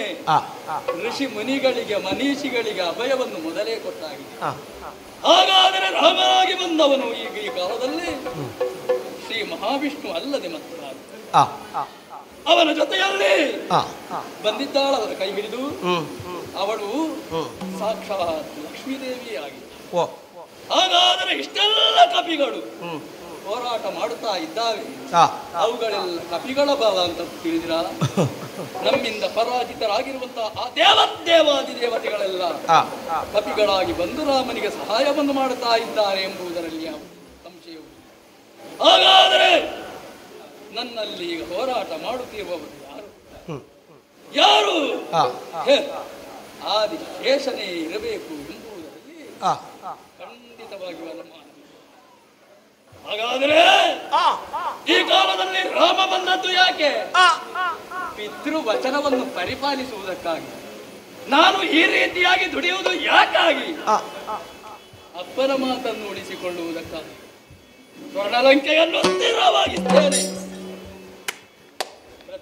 ಪ್ರತಿಜ್ಞೆ ಉಳಿಯಬೇಕು. ನನ್ನ ಅಂತರಂಗದಲ್ಲಿರುವಂತಹ ನನ್ನ ದೀರ್ಘ ಶಕ್ತಿಯನ್ನು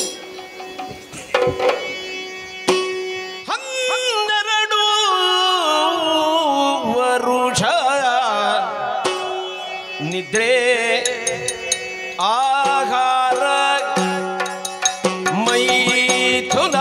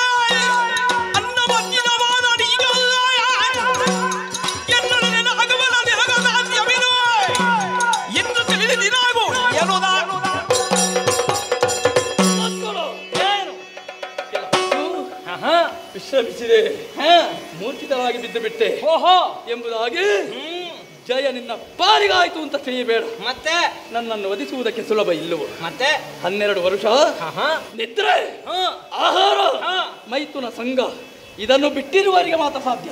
ದುರುಳ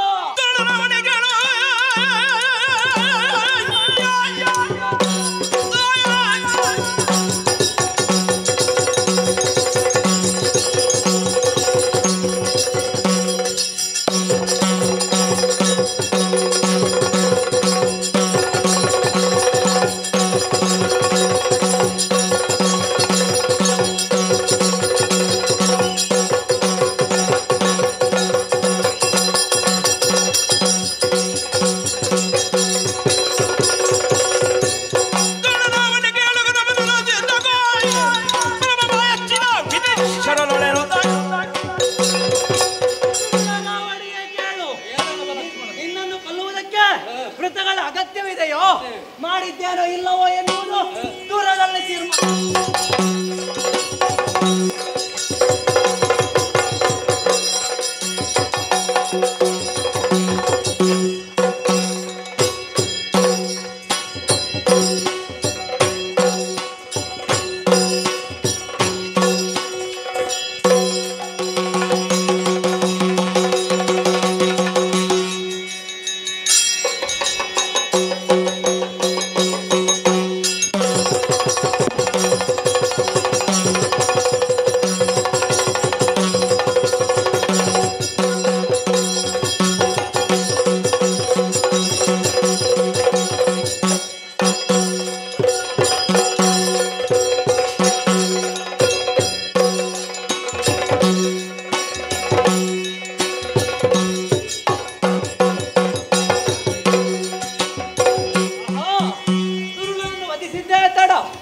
ಅಣ್ಣನನ್ನು ಕರೆದುಕೊಂಡು ಹೋಗಿ ಔಷಧೋಪಚಾರಗಳಿಂದ ನನ್ನನ್ನು ದೇಹಕ್ಕೆ ಆದಂತಹ ಗಾಯ ಎಲ್ಲವೂ ಮರೆಮಾತಿ ಹೋಗಿದೆ.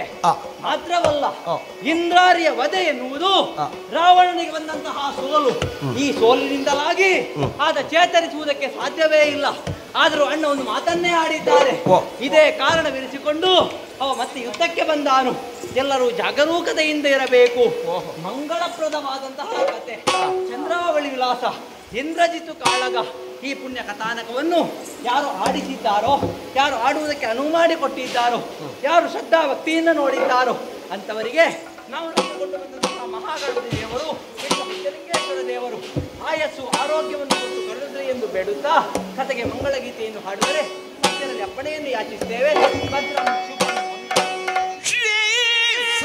ನೇತ್ರಿಯರು ದೋಷದಿ ನಡೆದರು ತವರುಗ ಭೂಸುರರೊಲಿತು ಮಂತ್ರಾಕ್ಷತೆಯಿಂದ ಸೇನೆಯ ತಳಿದು ಕಿತ್ತಿಸಿ ಮುದದಿಯುದ ಮಾಸದಿ ಕೀರ್ತಿಯ ಪಡೆಯುವುದ ಸರ್ವೇ ಕೆಳಗೆ ಆರತಿ ಎತ್ತಿರೇಗ